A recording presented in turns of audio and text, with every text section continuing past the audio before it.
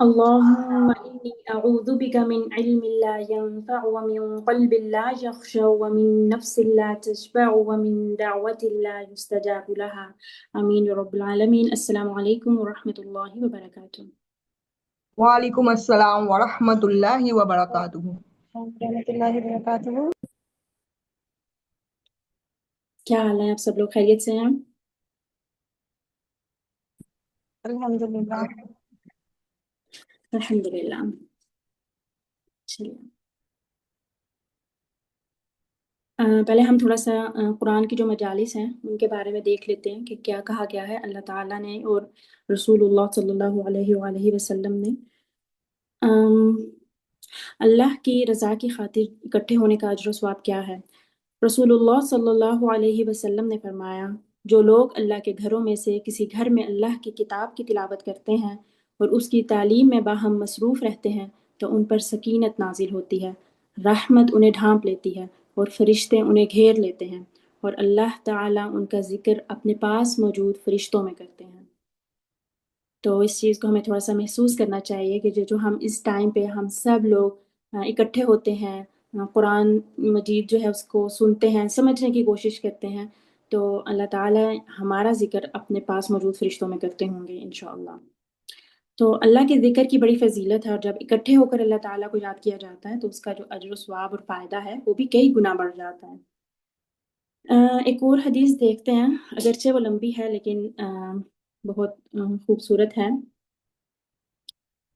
کہ ابو ہریرہ سے مروی ہے کہ رسول اللہ صلی اللہ علیہ وآلہ وسلم نے فرمایا، اللہ تبارک و تعالیٰ کے کچھ فرشتے زمین کا چکر لگاتے رہتے ہیں اور اللہ کے ذکر کی مجالس تلاش کرتے رہتے ہیں، اور جب وہ ایسی مجالس پا لیتے ہیں تو کیا کرتے ہیں کہ وہ ان کے ساتھ بیٹھ جاتے ہیں اور ایک دوسرے کو اپنے پروں سے اچھی طرح ڈھانپ لیتے ہیں، اس طرح کہ دنیا اور آسمان کے درمیان جو جگہ ہے اس کو بھر دیتے ہیں، اور جب لوگ منتشر ہو جاتے ہیں یعنی جب وہ مجلس ختم ہو جاتی ہے اور لوگ چلے جاتے ہیں تو پھر فرشتے آسمان پہ جاتے ہیں اور اللہ عز و جل ان سے پوچھتا ہے، حالانکہ وہ ان کے بارے میں زیادہ جاننے والا ہے، یعنی اللہ کو تو بہتر پتہ ہے نا کہ فرشتے کیا کر کے آئے ہیں یا اس کے بندے زمین پہ کیا کر رہے ہیں، لیکن اللہ تعالیٰ کو ان کا ذکر کرنا اتنا پسند ہے کہ اللہ تعالیٰ محبت سے پوچھتے ہیں، فرشتوں سے پوچھتے ہیں کہ تم کہاں سے آئے ہو؟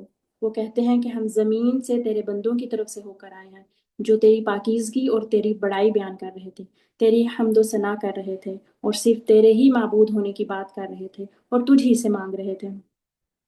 اللہ تعالیٰ فرماتا ہے، وہ مجھ سے کیا مانگ رہے تھے؟ فرشتے کہتے ہیں وہ آپ سے آپ کی جنت مانگ رہے تھے۔ فرمایا کیا انہوں نے میری جنت دیکھی ہے؟ فرشتے جواب دیتے ہیں پروردگار نہیں۔ اللہ تعالیٰ فرماتا ہے اگر انہوں نے میری جنت دیکھی ہوتی تو پھر کیا ہوتا، یعنی اگر انہوں نے میری جنت دیکھی ہوتی تو پھر وہ کتنی شدت سے اس کو مانگتے۔ تو فرشتے کہتے ہیں پروردگار وہ تیری پناہ مانگ رہے تھے۔ اللہ تعالیٰ فرماتا ہے وہ کس چیز سے میری پناہ مانگ رہے تھے؟ فرشتے جواب دیتے ہیں تیری آگ سے اے رب۔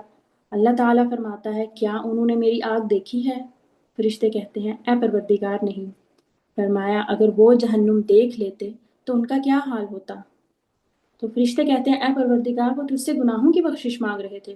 اللہ تعالیٰ فرماتے ہیں میں نے انہیں بخش دیا، جو انہوں نے مانگا وہ عطا کر دیا، اور جس سے پناہ مانگی میں نے انہیں پناہ دے دی۔ رسول اللہ نے فرمایا کہ فرشتے کہتے ہیں پروردگار ان میں فلاں شخص بھی موجود تھا جو سخت گناہ گار تھا، وہاں سے گزرتے ہوئے ان کے ساتھ بیٹھ گیا، یعنی ایک ایسا شخص بھی اس مجلس میں موجود تھا جو جس کی انٹینشنز نہیں تھی اس کو اٹینڈ کرنے کی، اس مجلس میں جانے کی، کوئی بات سننے کی، لیکن اس نے کہا کہ اوکے کوئی بات نہیں، چلتے ہیں دیکھتے ہیں کہ کیا بات ہو رہی ہے، کیسے بات ہو رہی ہے، کیا کہتے ہیں وہ، تو لیٹس گو۔ وہ اس انٹینشن سے نہیں آتا کہ وہ قرآن سنے گا اور اجر و ثواب ملے گا اس کو۔ تو اللہ تعالیٰ فرماتے ہیں کہ میں نے اسے بھی بخش دیا۔ یہ ایسے لوگ ہیں کہ ان کے ساتھ بیٹھ جانے والا بھی محروم نہیں رہتا، یعنی اللہ کے جو مجلس ہوتی ہے جس میں اللہ کا ذکر کیا جا رہا ہوتا ہے، قرآن مجید پڑھا جا رہا ہوتا ہے، تو اللہ تعالیٰ کہتے ہیں کہ یہ ایسے لوگ ہوتے ہیں، یعنی ان لوگوں کی فضیلت ایسی ہے کہ اگر کوئی ان میں ویسے بھی چلا جائے تو وہ بھی محروم نہیں رہے گا۔ تو یعنی ہم سم ٹائمز ہوتے ہیں نا آن لائن کلاس میں بھی ایسے ہی آ جاتے ہیں، اوکے لیٹس سی کہ کیا ہوتا ہے، وہ کیا بتاتی ہیں، کیا کہہ رہے ہیں، تو انشاءاللہ وہ بھی وہی پائے گا جو اللہ تعالیٰ باقی لوگوں کو انشاءاللہ دے گا۔ تو ہم سب بھی جنت سے کم کسی چیز پہ راضی نہیں ہوں، اور یہ جو ایسی مجالس ہوتی ہیں نا، ان میں جو دعا کی جاتی ہے وہ بھی قبول ہوتی ہے۔ تو چلیے آج ہم اپنی سورہ سٹارٹ کرتے ہیں۔ آج ہماری سورہ ہے سورۃ عبس، اور ہم جو ہے اس کی پہلے تلاوت سن لیتے ہیں اور پھر اس کو انشاءاللہ سٹارٹ کرتے ہیں۔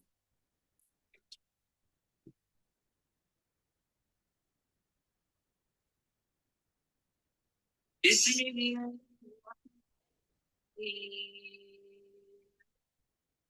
وتولى أن جاءه الأعمى وما يدريك لعله يزكى أو يذكر فتنفعه الذكرى أما من استغنى فأنت له تصدى وما عليك ألا يزكى وأما من جاءك يسعى وهو يخشى فأنت عنه تلهى كلا إنها تذكرة فمن شاء ذكره في صحف مكرمة مرفوعة مطهرة بأيدي سفرة كرام بررة قتل الإنسان ما أكفره من أي شيء خلقه من نطفة خلقه فقدره ثم السبيل يسره ثم أماته فأقبره ثم إذا شاء أنشره كلا لما يقض ما لينظر الإنسان إلى طعامه أنا صببنا الماء صبا ثم شققنا الأرض شقا فأنبتنا فيها حبا وعنبا وقضبا وزيتونا ونخلا وحدائق غلبا وفاكهة وأبا متاعا لكم ولأنعامكم فإذا جاءت الصاخة يوم يفر المرء من أخيه وأمه وأبيه وصاحبته وبنيه لكل امرئ منهم يومئذ شأن يغنيه وجوه يومئذ مسفرة ضاحكة مستبشرة ووجوه يومئذ عليها غبرة ترهقها قترة أولئك هم الكفرة الفجرة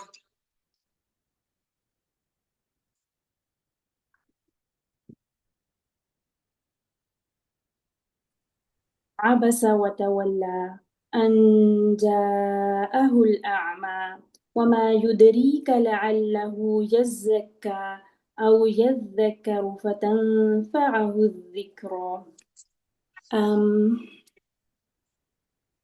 اس صورت کے پس منظر میں نا ایک واقعہ بیان کیا جاتا ہے، پہلے ہم اس کو دیکھ لیتے ہیں تو ہمیں زیادہ بہتر پلیز اپنے مائکس میوٹ کر لیجیے۔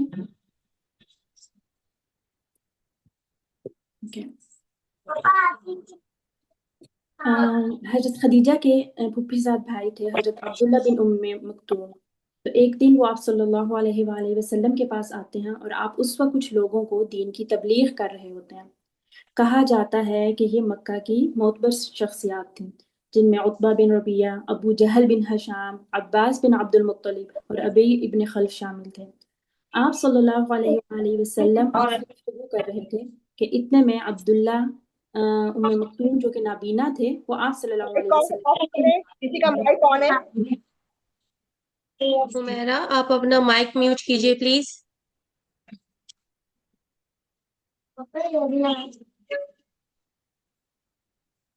हुमैरा शेख, प्लीज आप अपना माइक म्यूट कीजिए।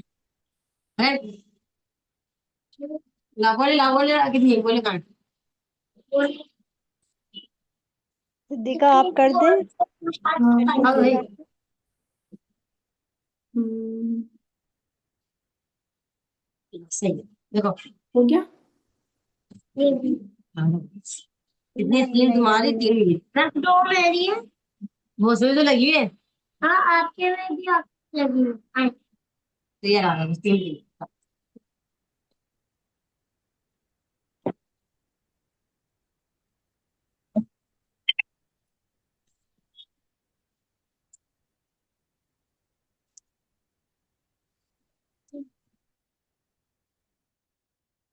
ठीक है, हो गया अल्हम्दुलिल्लाह। ओके, हम दोबारा से मैं बात करती हूँ। हज़रत खदीजा के जो फिजात थे अब्दुल्ला इब्न उम्मे मक्तूम, वो एक नाबीना शख्स थे और एक दिन वो रसूलुल्लाह सल्लल्लाहु अलैहि वसल्लम के पास आते हैं दीन की कुछ बातें सीखने के लिए। तो रसूलुल्लाह जो हैं वो उस वक्त कुछ लोगों को दीन की तबलीग कर रहे होते हैं और कहा जाता है कि ये मक्का की मोतबर शख्सियात थीं, जिनमें उतबा बिन रबिया, अबू जहल बिन हिशाम, अब्बास बिन अब्दुल मुत्तलिब और अबी इब्न खल्फ शामिल थे। आप सल्लल्लाहु अलैहि वसल्लम उनसे गुफ्तगू कर रहे थे कि इतने में अब्दुल्ला बिन उम्मे मक्तूम जो कि नाबीना थे आपके पास तशरीफ़ लाते हैं और कहने लगे, या रसूलुल्लाह इरशिदनी, यानी मेरी रहनुमाई कीजिए। एक और रवायत में आता है कि उन्होंने कहा कि ए अल्लाह के रसूल, आप मुझे सिखाइए उस इल्म में से जो अल्लाह ने आपको सिखाया है। चूंकि वो नाबीना थे, देख नहीं सकते थे, तो उन्हें नहीं मालूम था कि आप सल्लल्लाहु अलैहि वसल्लम इस वक्त क्या काम कर रहे हैं। तो लिहाजा आपने क्या किया, आपने उस काम को, आप उस अहम काम में मशगूल रहे और आपको उनकी जो मुदाखलत है वो कुछ नागवार गुजरी और उससे क्या हुआ कि आपके चेहरे पे भी नागवारी के वो तासुरात आ गए। तो आप सल्लल्लाहु अलैहि वसल्लम ने उनकी तरफ तवज्जो ना की और अपना काम जारी रखा। तो उस पे ये सूरत नाजिल हुई। तो आबसा व तवल्ला, उसने तेवरी चढ़ाई और उसने मुंह फेर लिया। आबसा यागिस वाबिस कहते हैं माथे पे बल डालने को। तो और इसी से जो लफ्ज़ है ना अब्बास भी इसी से निकला है, जिसका मतलब होता है यानी शेर। तो शेर का जो देखना होता है वो भी एक खास किस्म का देखना होता है। अगर आप कभी उसको देखें तो वो बिल्कुल ऐसे ही होते हैं जैसे वो तेवरी चढ़ा कर घूम रहा है। तो ये जो लफ्ज़ है ना, ये मुंह फेरना, नापसंदीदगी के इजहार के लिए आता है। अनजाअहुल अअमा, के आया उनके पास एक नाबीना। वमा युदरीका लअल्लहु यज़्ज़क्का, तो उस पे अब इस पे अल्लाह ताला फरमाते हैं कि यानी इस आयत का मतलब है कि क्या चीज़ बताया आपको शायद कि वो पाक हो जाता।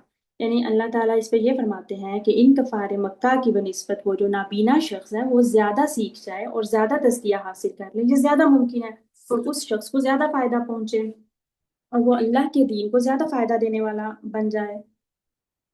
तो वो जो नाबीना शख्स आपसे दीनी रहनुमाई हासिल करके अमले साले करता है, जिससे उसका इखलाक और किरदार संवर जाता और उसकी इस्लाह हो जाती, वो इनसे ज़्यादा बेहतर है। औ यद्दक्करु फतंफ़अहु ज़िक्रा, तो इससे मुराद ये है कि एक तरफ वो लोग बैठे हैं जो कोई बात सुनने को तैयार ही नहीं है, यानी वो जो कुरैश मक्का के जो लोग हैं ये इंतहाई तकब्बुर का शिकार हैं, उनमें बहुत ज़्यादा अना है, एरोगेंट लोग हैं वो। और दूसरी तरफ एक ऐसा शख्स है जो वाकई आपसे सीखना चाहता है, सीखने में संजीदा है और सिर्फ इल्म हासिल करने की गर्ज से वो आपके पास आया है। वो इल्म हासिल करने की नीयत लेकर आया, दीन सीखना चाहता है, अल्लाह की बात सीखना चाहता है। तो उस शख्स की बजाय आप सल्लल्लाहु अलैहि वसल्लम ऐसे शख्स को तवज्जो ना दें जो सीखना ही नहीं चाहता। यानी वो जो ज़ाहिर है जो कुरैशी मक्का थे उनकी तो बिल्कुल नीयत नहीं थी कि हम सीखेंगे कुछ, वो तो दिल में इसी नीयत के साथ वहाँ पे उनकी बात सुन रहे होंगे ना कि हमने नहीं सीखना, हमने झुटलाना ही है। तो यानी अल्लाह का जो कलाम है उसके लिए जो उसमें दिलचस्पी रखता हो, अल्लाह उससे बेनियाज है कि कोई उसके दीन की तरफ आता है या नहीं आता। अल्लाह को इससे कोई परवाह नहीं है कि कौन हिदायत हासिल करता है और कौन हिदायत हासिल नहीं करता। और इस बात से भी कोई फ़र्क नहीं पड़ता कि हिदायत हासिल करना वाला कौन है, उसका दुनियावी स्टेटस जो है वो क्या है। तो इस वाक़ये से हमें चंद एक बातें सीखने को मिलती हैं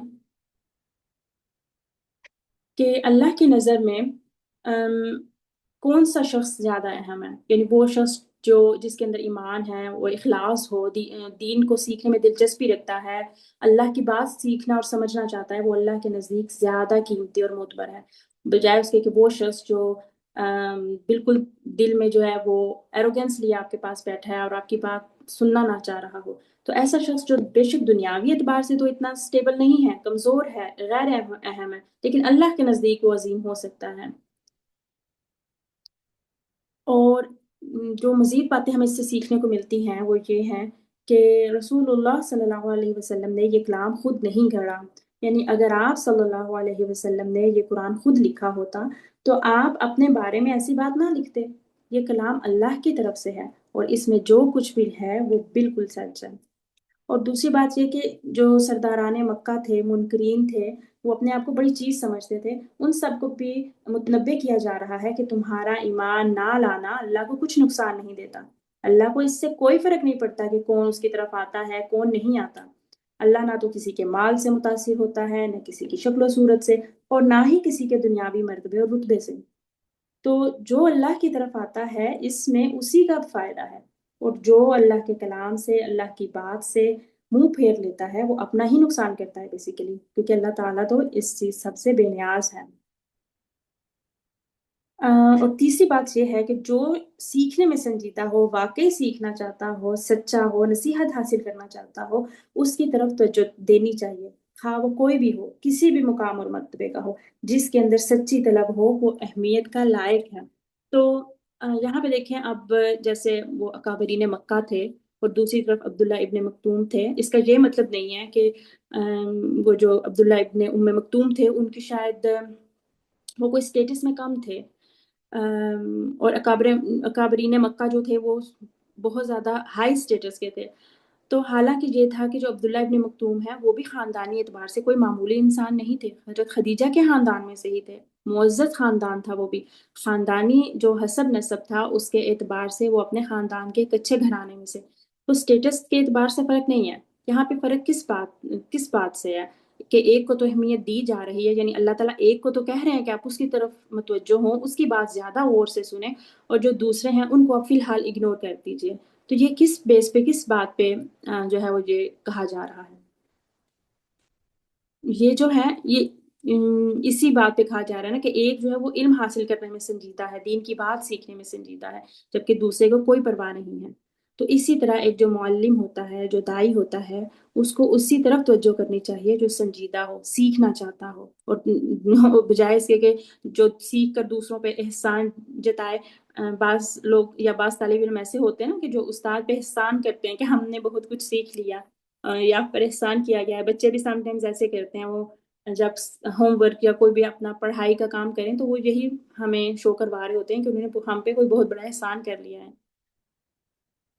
لیکن اصل توجہ کے لائق وہ طالب علم ہے جو سیکھنے میں سچا ہوتا ہے اور اس کے لیے ایک ہر یہ قربانی ہے کے نا، لیے جیسے تیار۔ جی جی ٹیچر ایک چیز ایڈ بات کروں گی، جیسے مہمان آتے ہیں نا گھر میں، تو جی ایک ہے نا مہمان آئے نارمل سے ہیں، ان کو نا نگلیکٹ کر کے نا جو پیسے والے ہیں، اچھے مہنگے لوگ ہیں، ان کو نا ہم نے صوفہ میں بٹھانا ہے، اور ان کو بھی بٹھایا صوفے میں، لیکن ان کے بٹھانے کا اسٹائل الگ ہے، ان کی طرف پورے اپنا نا کندھا، آنکھیں، سب چیزیں نا پورا وجود ہی ان کی طرف توجہ کر دی، ان کی طرف ایسے توجہ کی کہ توجہ ہی نہیں کی، تو وہ مثال ہو گئی۔ بالکل بالکل، یہ آپ نے بہت اچھی بات کی ہے، بہت اچھی اگزامپل دی ہے، بالکل ایسا ہی ہے، بالکل۔ چلیے آگے چلتے ہیں۔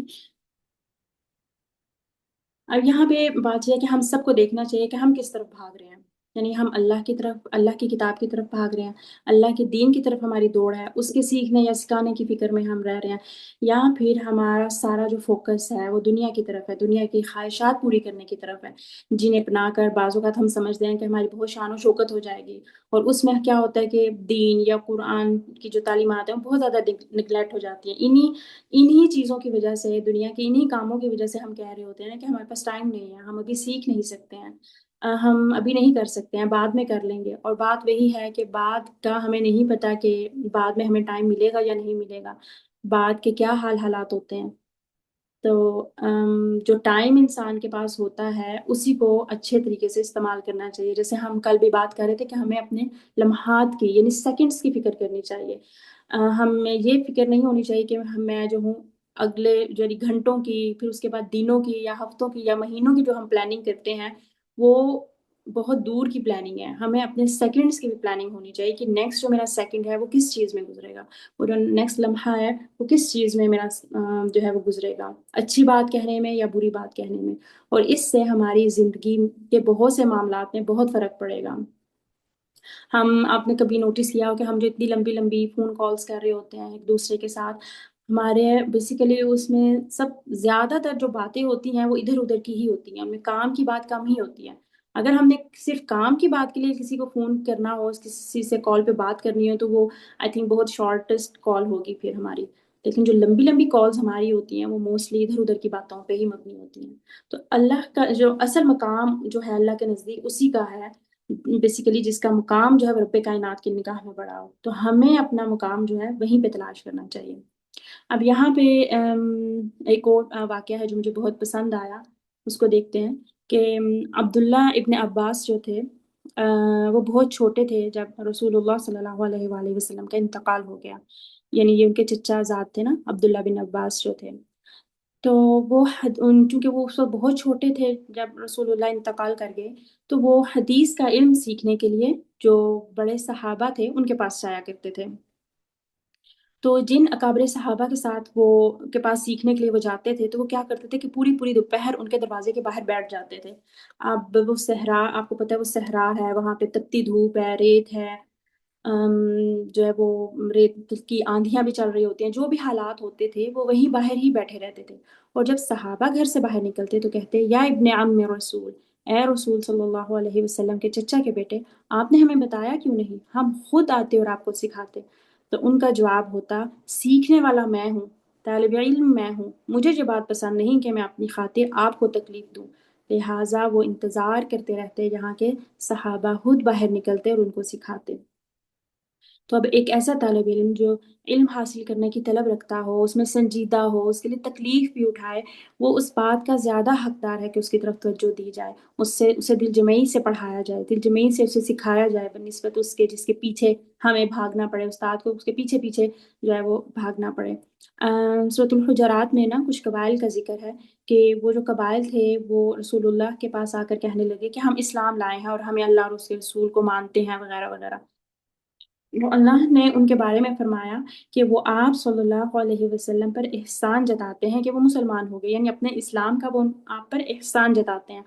آپ صلی اللہ علیہ وسلم ان سے کہہ دیجئے کہ اپنے اسلام کا احسان مجھ پر مت جتاؤ، یہ اللہ کا احسان ہے کہ تم پر اس نے تمہاری اسلام کی طرف رہنمائی فرمائی ہے. یعنی جو ہم قرآن مجید سیکھ رہے ہوتے ہیں، قرآن مجید کی تعلیم حاصل کر رہے ہوتے ہیں، یا ہمیں یہ توفیق مل جاتی ہے کہ ہم قرآن کی کوئی کلاس اٹینڈ کر لیتے ہیں، کسی کورس کے ساتھ ہم جوائن ہو جاتے ہیں، تو یہ بیسیکلی اللہ کا ہمارے اوپر اس فضل ہوتا ہے، اس کا احسان ہوتا ہے، ہمیں اس کا شکر گزار ہونا چاہیے. کیونکہ اللہ کی توفیق کے بغیر تو ہم کوئی کام نہیں کر سکتے. اگر اللہ کا اذن نہ ہو تو ہم تو ہل بھی نہیں سکتے اپنی جگہ سے. تو کسی بھی چیز سے ہمارا جڑ جانا، قرآن کی کسی کلاس سے جڑ جانا، کسی کورس سے جڑ جانا، اپنے بچوں کو کچھ پڑھا دینا، یعنی اللہ کے کلام کی بات کر لینا، دین کی بات کر لینا، یہ صرف اللہ کی توفیق سے اور اللہ کی طرف سے رہنمائی سے ہوتا ہے. ہم اپنے بلبوتے بھی کچھ بھی نہیں کر سکتے ہیں. تو بہرحال بات یہاں پہ بار بار یہی ہو رہی ہے کہ جو بھی شخص جو طالب علم سنجیدہ ہو، استاد کے لیے لازم ہے کہ وہ اس کی طرف توجہ کرے. سم ٹائمز ہوتا ہے نا، ہمارے کچھ اسٹوڈنٹس ہوتے ہیں، ہمیں کوئی بس کسی بھی اپنی عادت کی بنا پر وہ ہمیں اچھے لگنے لگ جاتے ہیں، ہمارے زیادہ تھوڑے سے فیورٹ ہو جاتے ہیں. وہ عادت کوئی بھی ہو سکتی ہے ان کی، کہ وہ اچھا بولتے ہیں، وہ زیادہ بات کرتے ہیں، یا کوئی بھی ان کی وہ عادت ہو سکتی ہے. تو ہم کیا کرتے ہیں، ہم ان کی طرف زیادہ توجہ کر لیتے ہیں. ہو سکتا ہے کہ وہ سیکھنے میں اتنے زیادہ نہ ہوں سنسیئر، یا وہ اتنی جلدی سیکھ نہ پائیں، پک نہ کر پائیں. اور کچھ اسٹوڈنٹس میں بھی جو تھوڑا پیچھے رہتے ہوں، کم بولتے ہوں، یا اتنی زیادہ بات نہ کرتے ہوں، لیکن ہو سکتا ہے کہ وہ سیکھنے میں بہت زیادہ سنسیئر ہوں، زیادہ سیکھ جائیں، ان سے خیر زیادہ نکلے اور وہ بہترین صدقہ جاریہ ہمارے لیے بن سکیں. تو بات یہ ہے کہ جو اپنی مرضی کا مالک ہوتا ہے، اپنی مرضی سے سیکھنا چاہتا ہے، کہ کوئی اس کی روٹین نہیں ہے، وہ بالکل ریگولر نہیں ہے، جب دل چاہا کلاس میں آ گئے، سیکھ لیا، کلاس اٹینڈ کر لی، جب دل کیا کلاس چھوڑ دیا، تو ایسے اسٹوڈنٹ کو اس کے حال پر چھوڑ دینا چاہیے. خواہ وہ کیسا ہی کیوں نہ ہو، خواہ وہ کتنے بڑے خاندان کا ہو، گھرانے کا ہو، دنیاوی مرتبے کا ہو، شان و شوکت کا مالک ہو، اللہ کے دین کو کسی کی ضرورت نہیں ہے۔ یعنی جو بھی اللہ کے دین کی طرف آتا ہے وہ بیسیکلی اپنے فائدے کے لیے آتا ہے۔ اب آگے چلتے ہیں، اب دیکھیں ان آیات کو ہمیں دیکھتے ہوئے کیا محسوس ہوتا ہے۔ اگر ہم ہم نے آیت نمبر 4 تک دیکھی ہے، یا 1 یا 2 آیات جو ہم نے پڑھی ہیں، ان کو دیکھتے ہوئے شاید یوں محسوس ہوتا ہے کہ نعوذ باللہ آپ صلی اللہ علیہ وسلم کے اخلاق میں شاید کوئی کمی تھی، اور اللہ تعالیٰ جو ہیں وہ آپ سے ناراض ہو رہے ہیں۔ بات یہ نہیں ہے کہ رسول اللہ جو ہیں ان کے اخلاق میں کمی تھی، اور اللہ تعالیٰ جو ہیں ان کو یہ بات چونکہ پسند نہیں آئی ہے تو وہ اللہ تعالیٰ ان سے ناراض ہو رہے ہیں، بلکہ اللہ تعالیٰ نے تو آپ صلی اللہ علیہ وسلم کے اخلاق کی گواہی دی ہے نا، کہ انک لعلی خلق عظیم، کہ آپ صلی اللہ علیہ وسلم اخلاق کے بلند مرتبے پہ فائز ہیں۔ تو یہاں پہ یہ ہے کہ آپ کے سامنے چونکہ 2 سچویشنز آ گئی تھیں، ایک طرف ایسے لوگ تھے جو دین کے مخالف تھے، تو دوسری طرف مسلمان شخص تھا۔ تو آپ صلی اللہ علیہ وآلہ وسلم کو لگا کہ یہ شخص تو ہے ایمان والا، یہ تو مسلمان ہے، تو اس کو چلیں بعد میں دیکھ لیں گے، اس کی بات بعد میں سن لی جائے گی، جو بھی ان کا کوشچن ہے اس کو ہم بعد میں دیکھ لیں گے، پہلے جو لوگ بالکل مسلمان ہی نہیں ہیں، بالکل جھٹلاتے ہیں، ان کو میں تھوڑا سا قائل کر لوں نا۔ تو اس چیز کے یہ سچویشن ان کے سامنے تھی، تو اس وجہ کی بنا پر انہوں نے جو ہے اس طرح کا تھوڑا سا رویہ ان سے ہو گیا۔ تو یہ آپ صلی اللہ علیہ وسلم کا نا اپنا اجتہاد تھا، تو اس پہ اللہ تعالیٰ نے مداخلت کی کہ نہیں، ان کی نسبت یہ شخص اپنے ایمان کی وجہ سے زیادہ اہم ہے۔ اور دوسری طرف جو ہے قریش مکہ کو یہ سنانا بھی مقصود تھا کہ تم اللہ کی نگاہ میں اپنے تکبر کی وجہ سے اہم نہیں ہو، یعنی تم یہ جو ایروگینٹ ہو، تم میں انا ہے اتنی، اور تم میں جو اپنے اتنے اسٹیٹس پہ، کیونکہ ظاہر ہے وہ لوگ جو تھے وہ بزنس مین تھے، بہت ان کا اسٹیٹس تھا، وہ خوب مال و دولت والے تھے، اور ان کو بہت اہم سمجھا جاتا تھا اس سوسائٹی میں۔ تو اللہ تعالیٰ کہہ رہے ہیں کہ اس ساری کی وجہ سے تم میری نظر میں جو ہو وہ اہم نہیں ہو۔ پھر اس طرح بعض جو لوگ ہیں انہوں نے یہاں پہ یہ بھی بات کی کہ مطلب ان آیات کا ترجمہ کرتے ہوئے آپ صلی اللہ علیہ وسلم کے ادب اور احترام کو ملحوظ خاطر نہیں رکھا۔ تو اس طرح کی جب کوئی آیات آ جاتی ہیں تو ہمیں بہت محتاط رہنا چاہیے۔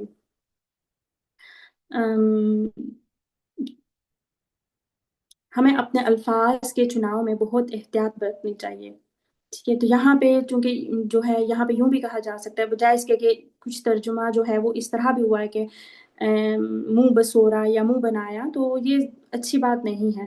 جو ہمیں بالکل مناسب الفاظ ہیں ان کا استعمال کرنا چاہیے، جیسے وہ تر شروع ہوا، تو یہ اس چیز کا ہمیں خیال رکھنا چاہیے۔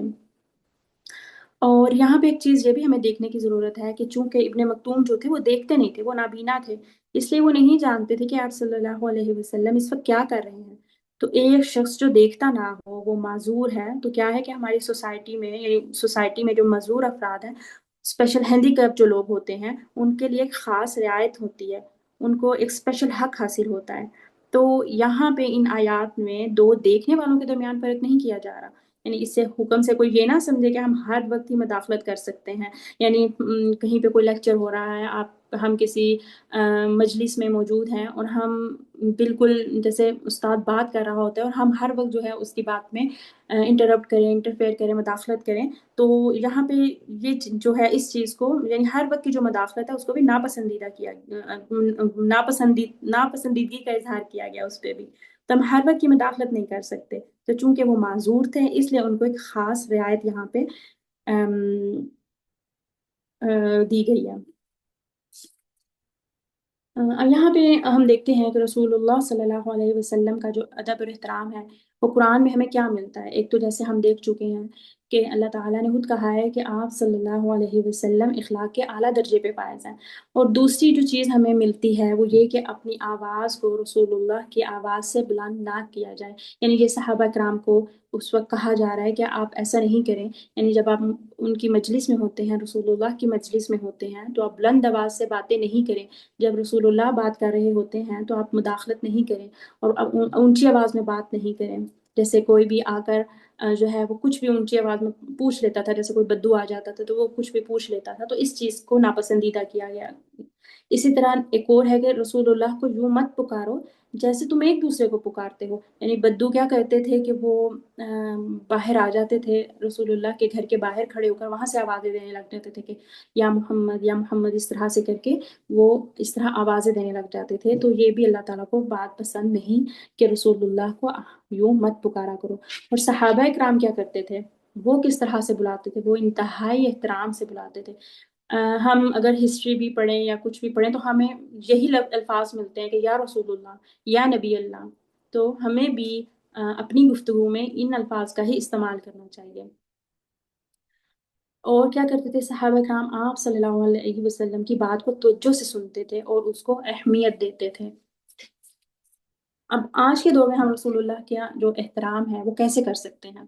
سب سے پہلے تو یہ کہ ہمیں درود السلام کثرت سے پڑھنا چاہیے، اور ایسے جو الفاظ ہیں بے ادبی والے ان سے پرہیز کرنا چاہیے، اور ایون ہمارا جو لہجہ ہے وہ بھی اچھا ہونا چاہیے، بے ادبی والا لہجہ یا وہ چیز نہیں ہونی چاہیے، یعنی بے ادبی والے الفاظ یا لہجے سے ہمیں بچنا چاہیے۔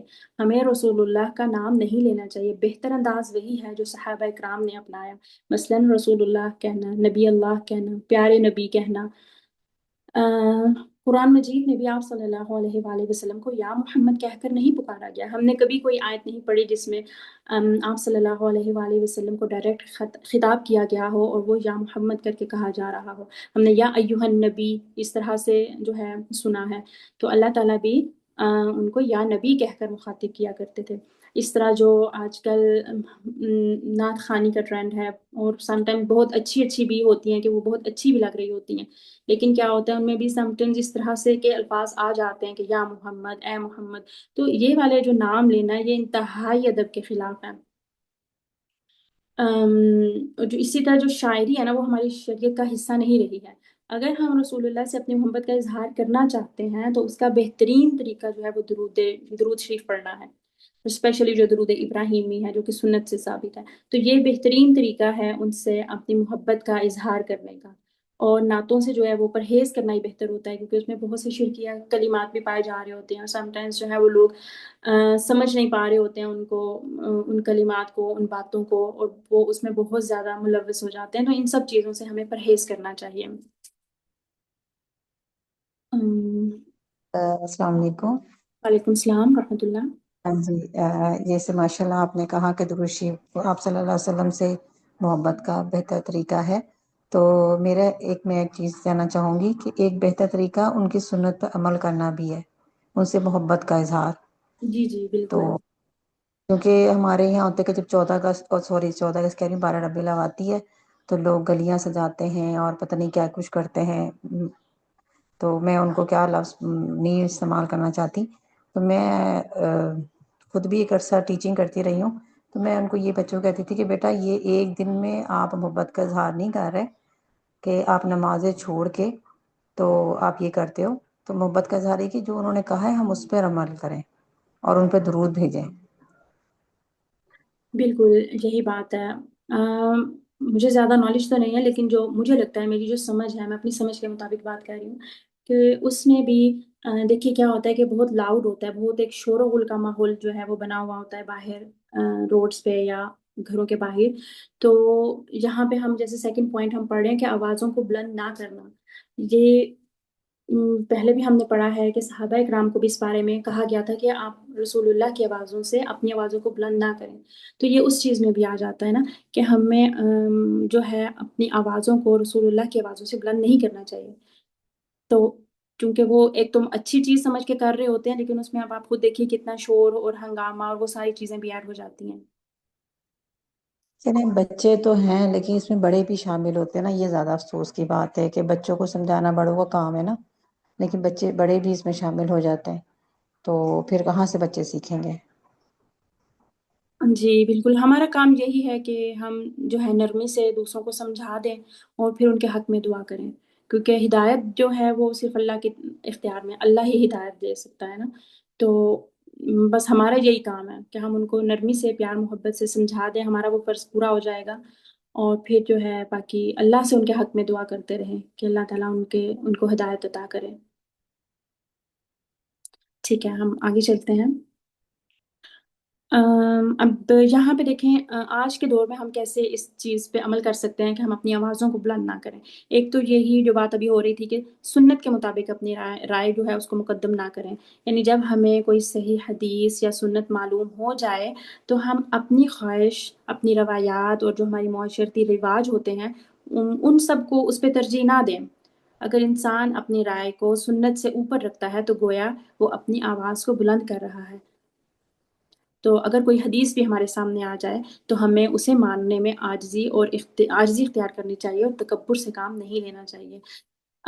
پھر یہ ہے کہ سیرت یا حدیث پہ مذاق یا غیر سنجیدہ جو گفتگو ہوتی ہے، اور آج کل یہ بھی بہت کامن ہو گیا ہوا ہے سوشل میڈیا پہ بھی اور عام بھی زندگی میں، ہمیں سم ٹائمز ایسے لوگوں سے واسطہ پڑ جاتا ہے جو انکانشیسلی میں بھی سنت کے بارے میں مذاق والا ان کا انداز ہوتا ہے۔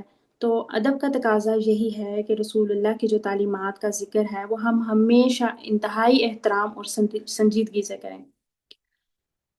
اور پھر اس میں جو ہے ایک اور بات جو بہت اہم ہے اور ہمیں واقعی اس کو پہ سوچنا چاہیے، غور و فکر کرنا چاہیے اور اپنے طور پر کوشش کرنی چاہیے کہ ہم سے یہ چیز نہ ہو جائے، وہ ہے کہ مسجد اور خاص طور پہ مسجد نبوی جو ہے اس کے ادب کا خیال رکھنا۔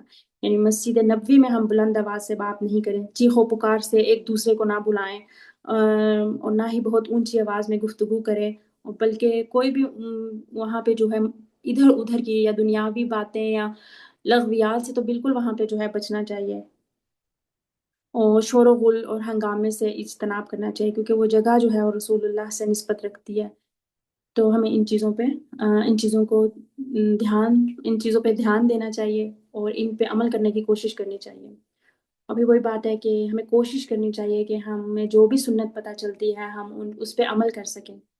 آپ کا نام جو ہے وہ ادب اور احترام سے لینا چاہیے، اور صلی اللہ علیہ وسلم کہنا چاہیے۔ جب بھی ہم ان کا نام سنیں یا خود لیں تو ہمیں اس چیز کو کثرت سے کہنا چاہیے، اور آپ صلی اللہ علیہ وسلم کی سیرت کو سیکھنا چاہیے، اور سیکھ کر پھر کوشش کرنی چاہیے کہ ہم اس کو دوسروں تک بھی پہنچا سکیں۔ آپ صلی اللہ علیہ وآلہ وسلم کے حالات زندگی کو پڑھنا چاہیے، اس میں بھی ہمارے لیے بہت زیادہ سبق ہے اور سیکھنے کی باتیں ہیں جو اللہ تعالیٰ نے محفوظ کی ہوئی ہیں ان کی حالات زندگی کی۔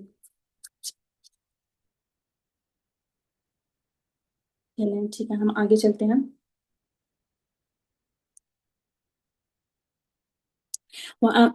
اما من استغنا، رہا وہ جو بے پرواہی کرتا ہے، یعنی وہ شخص جو دین سے لاپرواہی برتتا ہے، یعنی اسے کوئی دلچسپی نہیں ہے۔ تو یہاں پہ کون مراد ہے؟ وہی قریش کے جو لوگ ہیں جو دین کے بارے میں سنجیدہ نہیں تھے، اور وہ ایسا کیوں کرتے تھے یہ بھی ہمیں اچھے سے پتہ چل گیا کہ وہ اپنے اسٹیٹس کی وجہ سے، کہ ہمارا تو سوسائٹی میں بہت بڑا مقام ہے، ہمیں دین کی ضرورت نہیں، یعنی وہ یہ بھی سوچتے تھے کہ ہمیں تو دین کی ضرورت ہی نہیں ہے۔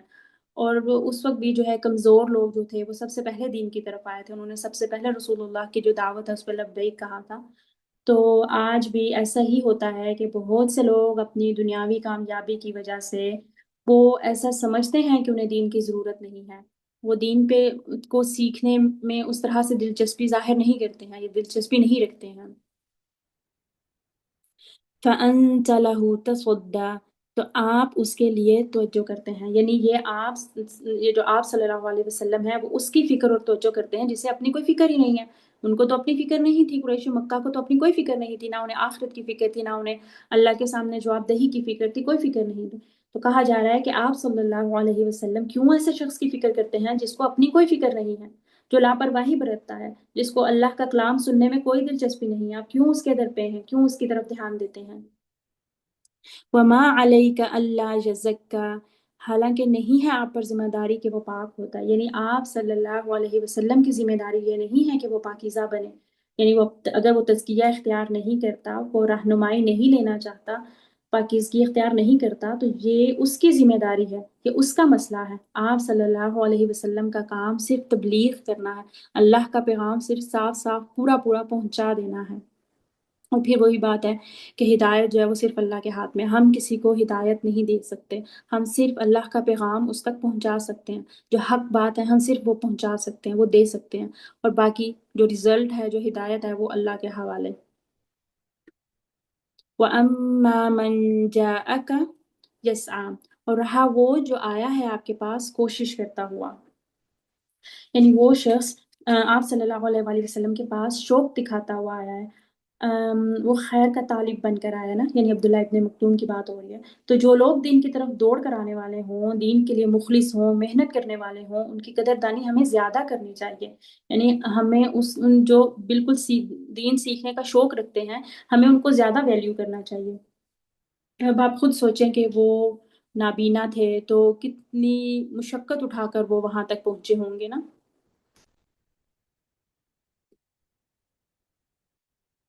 فَأَنْتَ عَنْهُ تَلَهَّا، تو آپ اس سے بے رخی برتتے ہیں، یعنی وہ شخص جو ہے وہ اللہ کا خوف لے کر آپ سے سیکھنے کے لیے آیا ہے، اس کے دل میں اللہ کا خوف اور عاجزی ہے، تو اللہ کے نزدیک سب سے زیادہ عزت والا وہی ہے جس کے اندر زیادہ تقویٰ ہوتا ہے۔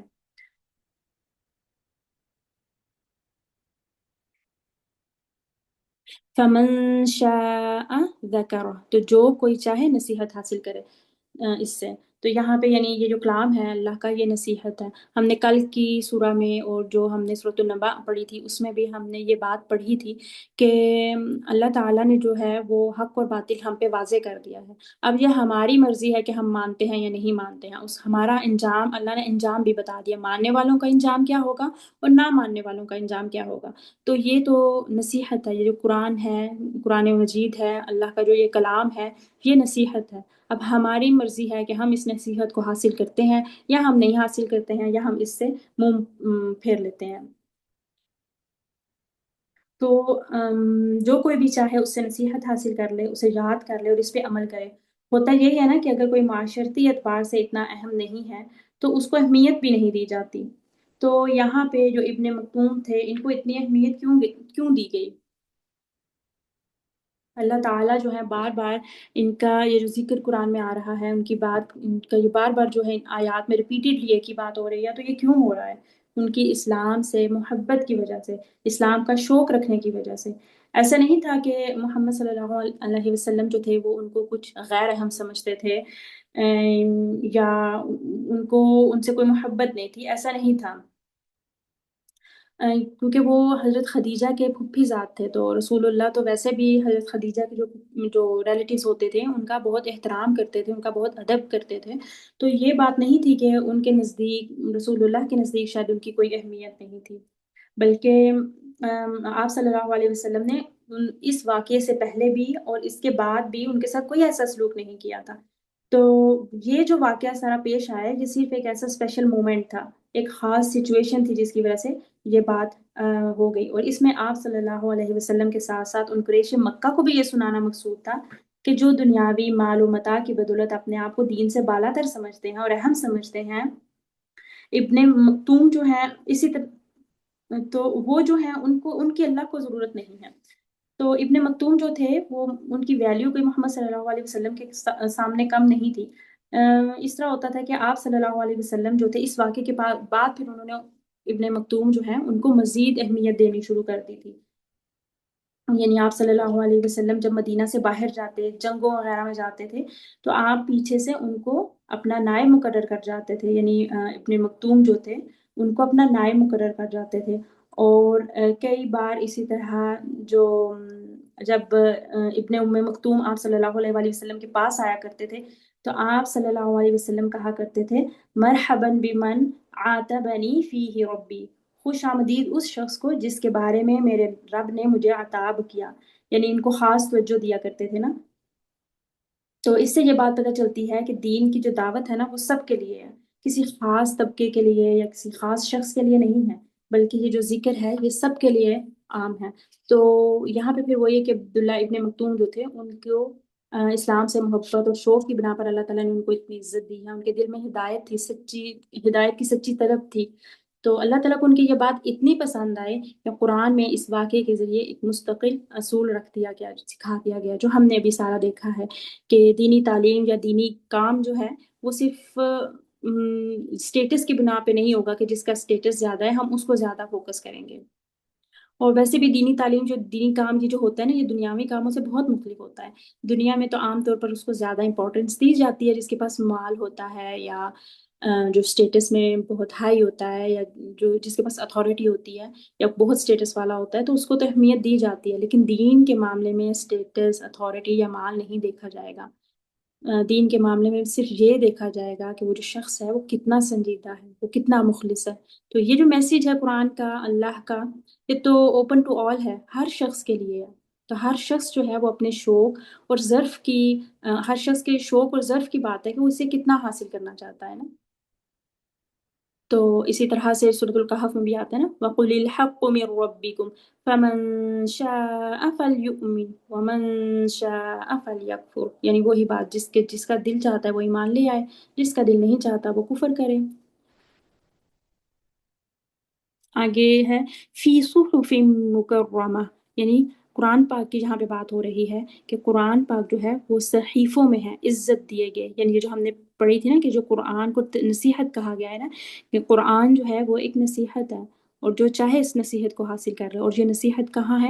صحیفوں میں ہے، عزت دیے گئے۔ تو یہاں پہ ایک تو لوح محفوظ کی بھی بات ہے کہ لوح محفوظ میں قرآن جو ہے وہ محفوظ ہے، اور پھر وہاں سے جو ہے دنیا پہ اتارا گیا۔ اور اس کے علاوہ یہاں پہ قرآن مجید کے جو مقام و مرتبہ ہے اور اس کی جو عزت اور اکرام ہے وہ بھی بیان کیا جا رہا ہے۔ یعنی اللہ تعالیٰ کہہ رہے ہیں کہ کیا تم یہ سمجھتے ہو کہ قرآن کو لینا، اس کو سیکھنا، اس کو سمجھنا، اس کو پڑھنا، اس کی تعلیم دینا یہ کوئی عام یا لوح معمولی کام محفوظ ہے؟ سمجھا دیں، لوح محفوظ، جی جی بالکل، ہاں جی، میں نے کچھ غلط کہا ہے؟ لوح محفوظ مجھے سمجھ میں نہیں آتا۔ ہاں اچھا اچھا، سوری۔ لوح محفوظ جو ہے وہ یوں سمجھ لیجئے کہ اللہ تعالیٰ کے پاس کوئی باکس ہے جہاں پہ قرآن جو ہے وہ محفوظ ہے۔ صحیح۔ اوکے، اور پھر وہاں سے جو ہے وہ پہلے اللہ تعالیٰ کے پاس تھا نا، اور وہاں سے پھر اللہ تعالیٰ نے جبریل علیہ السلام کو دیا، اور جبریل علیہ السلام جو تھے وہ وہاں سے پھر محمد صلی اللہ علیہ وسلم کے پاس وحی کی صورت میں لے کر نازل ہوتے تھے۔ ٹھیک ہے، تو یہاں پہ بیسیکلی یہ بات کی جا رہی ہے، اللہ تعالیٰ یہ سمجھانا چاہ رہے ہیں کہ قرآن کو لینا، اس کو سیکھنا، اس کی تعلیم دینا یا اس کو سمجھنا یا اس کا پڑھنا یہ کوئی عام معمولی کام نہیں ہے، کیونکہ عام طور پر کیا ہوتا ہے کہ جو دنیا کی جو تعلیم ہوتی ہے، جو ڈگری لوگوں کے جو دنیا کی جو ڈگری ہوتی ہے وہ لوگوں کے نزدیک زیادہ ویلیویبل ہے اور زیادہ محترم اور معزز سمجھی جاتی ہے نا۔ ایسے ہی ہوتا ہے نا کہ کوئی بھی جو ڈگری ہولڈر ہوتا ہے اس کو کوئی بڑی چیز سمجھا جاتا ہے، جس کے پاس جتنی بڑی ڈگری ہوگی اس کی اتنی زیادہ ویلیو ہوگی، اس کو اتنی بڑی چیز سمجھا جاتا ہے۔ لیکن قرآن جو ہے اس کا معاملہ اس کے برعکس ہے۔ اس کے لوگ جو ہیں وہ قرآن کی تعلیم کو وہ مقام و مرتبہ اور اہمیت نہیں دیتے، اور یہ بات ہے، ہم اس کو محسوس بھی کرتے ہیں کہ قرآن پڑھانے والا، اس کی تعلیم دینے والا اس کا وہ مقام و مرتبہ نہیں ہوتا جو ایک ڈگری ہولڈر کے پاس ہے۔ یعنی اگر قرآن پڑھانے والا میں بھی اس کے پاس کوئی ڈگری، دنیا کی ڈگری نہیں ہے، لیکن باقی اس میں کوالٹیز موجود ہیں تو اس کو اتنی ویلیو نہیں دی جائے گی۔ لیکن اگر کوئی شخص ڈگری ہولڈر ہے، اس کے پاس بہت بڑی ڈگری ہے اور باقی اس میں کوئی اچھی کوالٹیز نہیں ہے، ہو سکتا ہے وہ ایروگنٹ بھی ہو سکتا ہے وہ لوگوں سے بھی زیادہ اچھے طریقے سے نہ ملتا ہو، نہ بات کرتا ہو، منہ پھٹ بھی ہو، لیکن کیونکہ اس کے پاس ایک دنیاوی ڈگری ہے اس کو بہت زیادہ ویلیو کیا جاتا ہے، اس کو بہت اہمیت دی جاتی ہے، اس کو بار بار بلایا جائے گا، اس سے بار بار بات کی جائے گی، حالانکہ پتہ ہوگا کہ وہ جو شخص ہے وہ بات صحیح طریقے سے نہیں کرتا ہے۔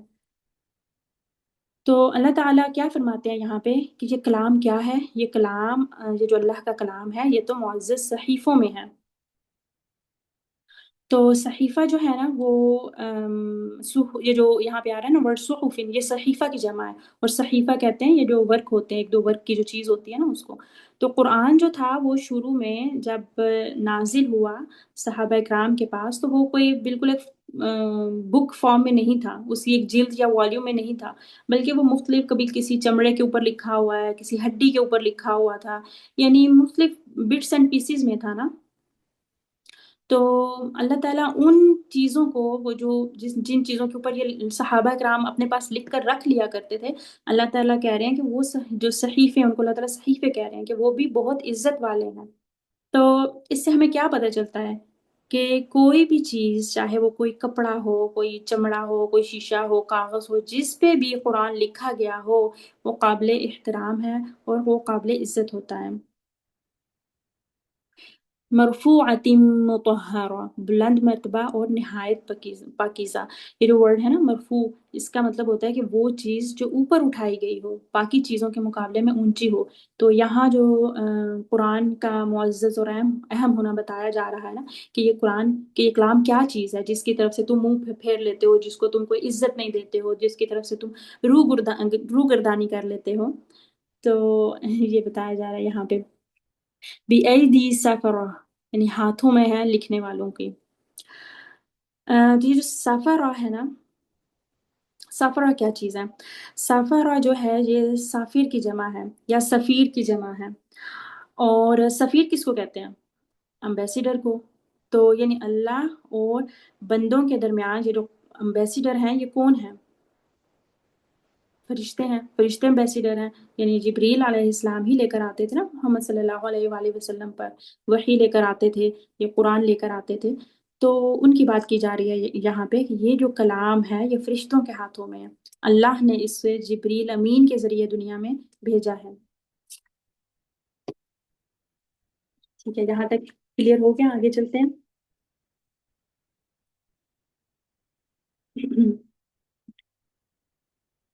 کرام بررہ، معزز نیکوکار۔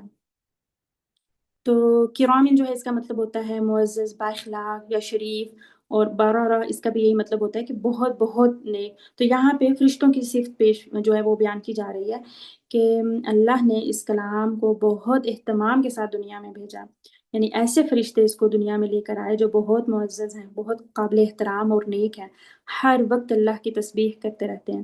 تو ان کے ذریعے یہ جو قرآن ہے یہ دنیا میں بھیجا گیا ہے۔ تو کیا تم اس کو توجہ نہیں دو گے، اس کی طرف توجہ نہیں کرو گے، اس کو اہمیت نہیں دو گے؟ تو کیا تم اس کا علم حاصل نہیں کرو گے؟ یعنی جس کلام کی اتنی اہمیت ہے کہ فرشتے اس کو لے کر اتر رہے ہیں، آسمان سے یہ نازل ہو رہا ہے، تو کیا اس کو اہمیت نہیں دیں گے ہم؟ اس کلام کی اہمیت تو فرشتوں کے اندر ہے۔ تو اگر ہم قرآن مجید کو، اس کلام کو عزت نہیں بھی دیتے تو اس کا کوئی مقام و مرتبہ کم نہیں ہو جائے گا، اور نہ ہی اللہ کو اس سے کچھ فرق پڑتا ہے۔ تو ان آیات میں ہمارے سیکھنے کا کیا سبق ہے؟ یعنی ہمیں بھی قرآن مجید کو عزت دینی چاہیے، اور جس جلد میں یا ورق پہ یہ لکھا ہوا ہوتا ہے وہ سب قابل احترام ہے۔ سم ٹائم ہماری جو بکس ہوتی ہیں، جو کاپیز ہوتی ہیں جن میں ہم لکھتے ہیں، وہ بھی بہت قابل احترام ہے، اور ان کو بھی عزت دینی چاہیے اور ٹھیک جگہ پہ رکھنا چاہیے۔ اور پھر اس کو جو ہے قرآن کو اونچی جگہ پہ رکھنا چاہیے، لیکن اتنا اونچا بھی نہیں رکھ دینا کہ ہاتھ ہی نہ پہنچ سکے اور اتار کر پڑھنا ہی مشکل ہو جائے، اور پھر انسان کہے کہ اچھا اب تو اتنی اوپر پڑا ہے، اب کیسے اوپر چڑھوں اور اتاروں اور پھر پڑھوں؟ تو اس طرح بھی نہیں کرنا۔ اونچی جگہ سے مطلب یہ ہے کہ بس تھوڑا سا اس کو اونچا رکھنا ہے۔ دل میں بھی جو ہے وہ قرآن، اس کا مقام اونچا ہونا چاہیے، اور فزیکلی بھی اس کو ذرا اونچا ہی رکھنا چاہیے۔ اور پھر یہ کہ پاک صاف رکھنا چاہیے، انسان خود بھی پاک جب قرآن پڑھے تو پاک صاف ہو کر پڑھے، اور یہ کہ قرآن کو بھی صاف ستھرا رکھنا چاہیے، اس کی وہ تھوڑی خستہ حالیت نہیں ہونی چاہیے، اس کو بھی پاک صاف رکھنا چاہیے۔ قرآن جو ہے، اب یہاں پہ جو بات ہو رہی ہے اس سے دیکھیں ایک چیز، ایک یہ بھی مراد ہے کہ قرآن مجید جو ہے ایک تو یہ فرشتوں کے ہاتھ میں ہے نا، جو اس کو لے کر آئے، جنہوں نے اس کو لکھا رکھا، جو اس کو لے کر آئے۔ اب اس کے بعد کیا ہے کہ یہ کام صحابہ کرام کے حصے میں آیا تھا، یعنی جو کاتب وحی تھے وہ قرآن کو لکھتے تھے۔ اور پھر کیا ہے کہ اب یہ کام آج تک بھی جاری ہے۔ تو جو شخص بھی قرآن کے ساتھ اپنا تعلق قائم کر لے، اس کو لکھے، پڑھے، سمجھے، اس کا مقام بھی معزز ہے۔ یعنی اگر ہم اس قرآن کی تعلیم حاصل کرتے ہیں، اس کو سمجھتے ہیں، آگے دیتے ہیں، تو ہم بھی نیک لوگوں میں سے ہیں، ہم بھی معزز ہیں۔ تو قرآن کا احترام بہت ضروری ہے، اور اس کام سے ہمیں بچنا چاہیے جو قرآن کے ادب کے خلاف ہو۔ تو اگر ہم تھوڑا سا سوچیں تو واقعی کتنی بڑی بات ہے نا، کہ اگر ہمیں، پھر وہی بات ہے کہ اگر ہمیں قرآن پڑھنے کی توفیق ہو جاتی ہے تو ہمیں بیسیکلی اپنے آپ کو معزز محسوس کرنا چاہیے، ہمیں اس چیز کو محسوس کرنا چاہیے، اور قرآن کا پھر دل میں ادب اور احترام لے کر آنا چاہیے، اور اس کو بہت اچھے طریقے سے سیکھنا چاہیے۔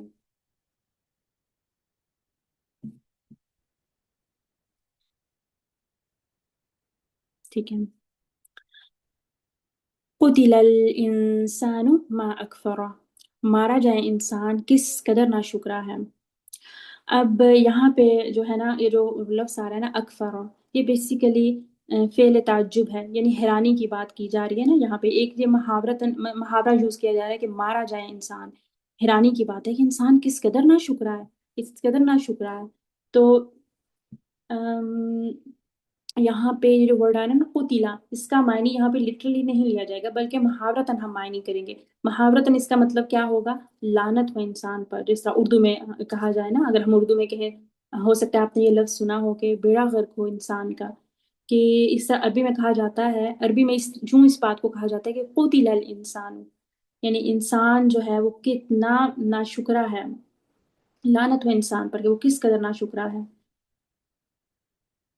تو یعنی تعجب کا اظہار کیا جا رہا ہے. یہاں پہ دوسرا معنی اس کا کفر کا انکار بھی ہے نا، یعنی کیسا منکر ہے، کیسا انکاری ہے، کیسا ناشکرا ہے. اب اس کو اگر ہم کفر کے معنی میں لیں تو اصطلاحی معنوں میں بھی کفر ہو سکتا ہے کہ جو لوگ کفر کرتے ہیں، قرآن کو مانتے ہیں یہ سرے سے، یعنی جن لوگوں نے کفر کیا ان کے لیے یہ بات ہو رہی ہے کہ، اور اگر اس کو ہم ناشکری کے معنوں میں لیں تو پھر ہم سب ہی اس میں شامل ہیں. چاہے کوئی زبان سے اپنے آپ کو مومن بھی کہے، لیکن اگر اس کے عملی رویے میں شکر ظاہر نہیں ہوتا تو وہ بھی پھر اس میں آ جائے گا نا. من ای شیء خلقہ، کس چیز سے اس نے پیدا کیا اسے. اب اللہ تعالیٰ انسان کو کہہ رہے ہیں کہ ذرا سوچو تو صحیح کہ تمہیں کس چیز سے میں نے پیدا کیا ہے، کس چیز سے بنایا ہے. یعنی اللہ نے انسان کو کس چیز سے بنایا ہے، کس چیز سے پیدا کیا. پہلے انسان اپنے آپ کو دیکھے تو صحیح. یہ جو انسان اتنا اکڑ رہا ہوتا ہے، اتنی انا ہے اس کے اندر، اتنا تکبر، غرور اور گھمنڈ ہے اس کے اندر، وہ اپنے آپ کو پہلے ایک دفعہ دیکھے تو صحیح کہ وہ کہاں سے پیدا ہوا، کس چیز سے نکلا وہ. من نطفۃ خلقہ فقدرہ، یعنی ایک نطفے سے پیدا ہوا ہے انسان. اللہ تعالیٰ اس کا جواب خود ہی دے رہے ہیں اگلی آیت میں. انسان جو ہے وہ ایک نطفے سے پیدا ہوا ہے. اب اس کے بعد یہ جو ورڈ آ رہا ہے نا فقدرہ، قدر یقدر تقدیر، اس کا مطلب ہوتا ہے پلاننگ. پلاننگ کے لیے آتا ہے، یعنی اللہ تعالیٰ نے انسان کے بارے میں پوری پلاننگ کی ہوئی ہے. کیا پلاننگ کی ہے؟ اگر اس کو پہلے پارٹ سے جوڑیں کہ من نطفۃ، تو کیا پلاننگ یہاں پہ نظر آتی ہے؟ ایک تو یہ جو پریگنینسی میں سارا وہ پروسیس ہو رہا ہوتا ہے، یہ بھی پراپر اللہ تعالیٰ کا پلان ہے، اور کتنا آرگنائز سسٹم ہوتا ہے وہ، کہ کیسے انسان جو ہے کس چیز سے وہ کیسے بچہ بنتا ہے اور کیسے اس کی تخلیق ہوتی ہے. وہ سارا جو پریگنینسی کا جو ماں کے پیٹ کے اندر سارا سسٹم چل رہا ہوتا ہے، سارا پروسیس چل رہا ہوتا ہے. باہر تو ہمیں وہ نظر نہیں آ رہا ہوتا نا اس طرح سے، لیکن اندر اللہ کی پوری پلاننگ کام کر رہی ہوتی ہے. پھر یہ بھی کہ وہ جو انسان ہے اندر ہی وہ سارا اس کا سارا ہو رہا ہوتا ہے کہ اس کی زندگی کیا ہوگی، اس کی شکل و صورت کیسی ہوگی، کیا اس کا انجام ہوگا. تو یہ سارے جو پریگننسی کی تمام جو یہ سٹیجز ہیں، یہ اللہ تعالیٰ کی طرف سے پلانڈ ہوتی ہیں. یہ جسٹ رینڈملی نہیں ہوتی ہیں. یہ سارا کچھ، یہ ساری سٹیجز جو ہے یہ رینڈملی ایسے ہی نہیں ہے کہ بس ہو رہا ہے، ہوتا چلا آ رہا ہے تو بس ایسے ہی ہو رہا ہے، بلکہ یہ اللہ کی پوری پلاننگ اور حکمت ہوتی ہے. ثم السبیل یسرہ، پھر راستہ اس نے آسان کر دیا اس کا، پھر اس کے لیے اللہ تعالیٰ نے راستے کو آسان بنا دیا. اب یہاں پہ دو راستے مراد ہیں. ایک تو کانٹیکس میں اگر ہم دیکھیں کہ اللہ تعالیٰ نے جب اس کو پیدا کیا، نطفے سے اس کو بنایا، اس کی تقدیر بھی اللہ تعالیٰ نے جب مقرر کی، تو پھر کیا ہوا کہ ماں کے پیٹ سے باہر آنے کا جو راستہ ہے اللہ تعالیٰ نے اس کو آسان کر دیا. اگر انسان تھوڑا سا سوچے، اس بارے میں غور و فکر کرے، تو واقعی بظاہر تو وہ کتنا چھوٹا سا راستہ نظر آتا ہے، کتنا تانگ، چھوٹا سا. بچے کا جو سائز ہے وہ اس کے مقابلے میں بڑا ہوتا ہے، بچہ بڑا ہوتا ہے اس میں، لیکن کیسے وہ سارا کچھ، انسان کی پوری باڈی ہماری کیسے اس وقت فنکشن کاری ہوتی ہے، کیسے وہ سارا کام کر رہا ہوتا ہے، اور کیسے اللہ جو ہے وہ اس راستے کو اتنا آسان اور ہموار کر دیتا ہے. اور دوسرا جو اس کا میننگ ہے وہ ہدایت کا راستہ ہے.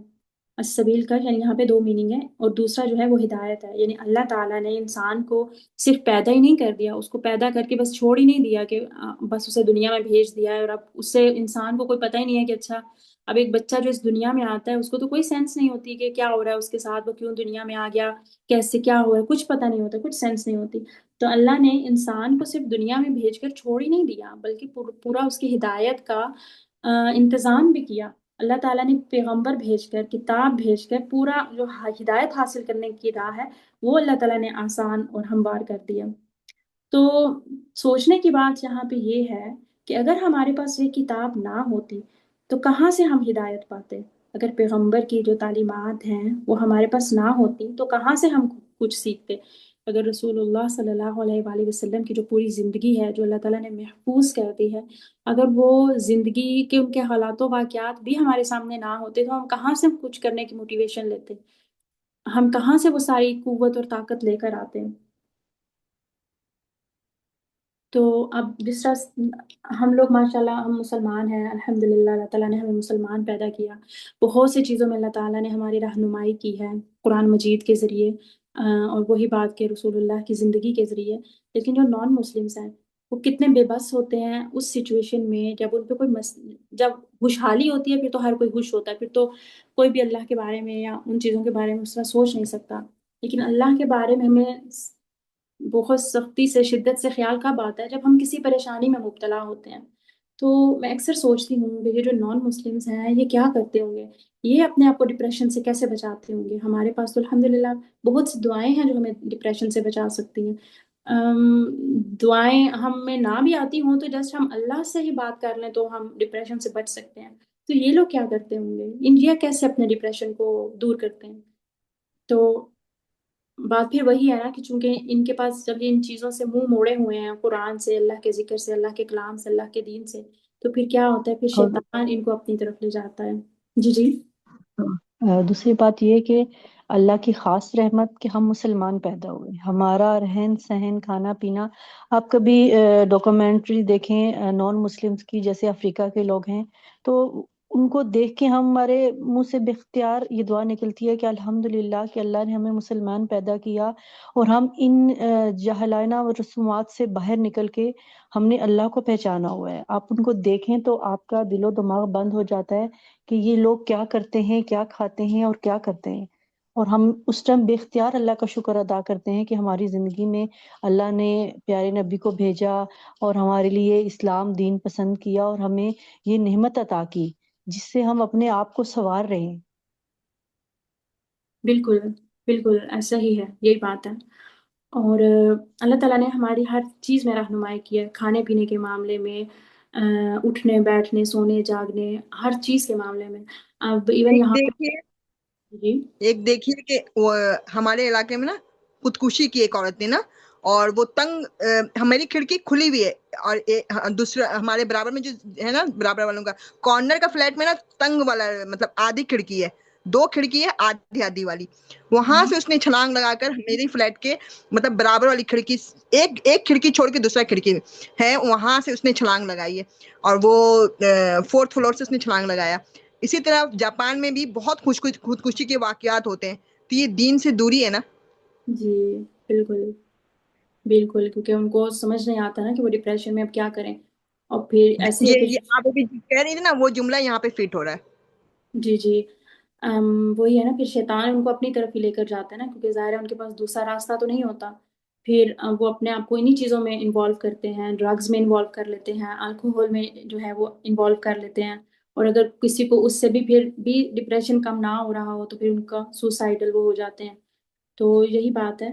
تو اب یہاں پہ دیکھیں لوگ آج کل بہت زیادہ یہ بھی ہو رہے ہیں، ویجیٹیرین بھی ہو رہے ہیں، کچھ ویگن بھی ہو رہے ہیں، تو یہ اسی وجہ سے ہے نا کہ ان کو نالج نہیں ہے، ان کو نہیں پتا کہ اللہ تعالیٰ نے یہ جو سارے جانور پیدا کیے ہیں جن کے بارے میں اللہ نے کہا ہے کہ یہ حلال جانور ہیں، ان کو ہمیں خوش ہو کر کھانا چاہیے، ان کو کھاتے ہوئے ہمیں کوئی ادھر ادھر کا خیال نہیں آنا چاہیے۔ اللہ نے جب رب کائنات نے جس نے بنایا ہے، جب اس نے کہہ دیا، اس نے بتا دیا، تو پھر کوئی اور اپینین میرا کسی اور کا تو کوئی ویلیو ہی نہیں رکھتا ہے۔ ٹھیک ہے، اور میں پتہ نہیں کیا بات کرنا چاہ رہی تھی، میں بھول گئی اب۔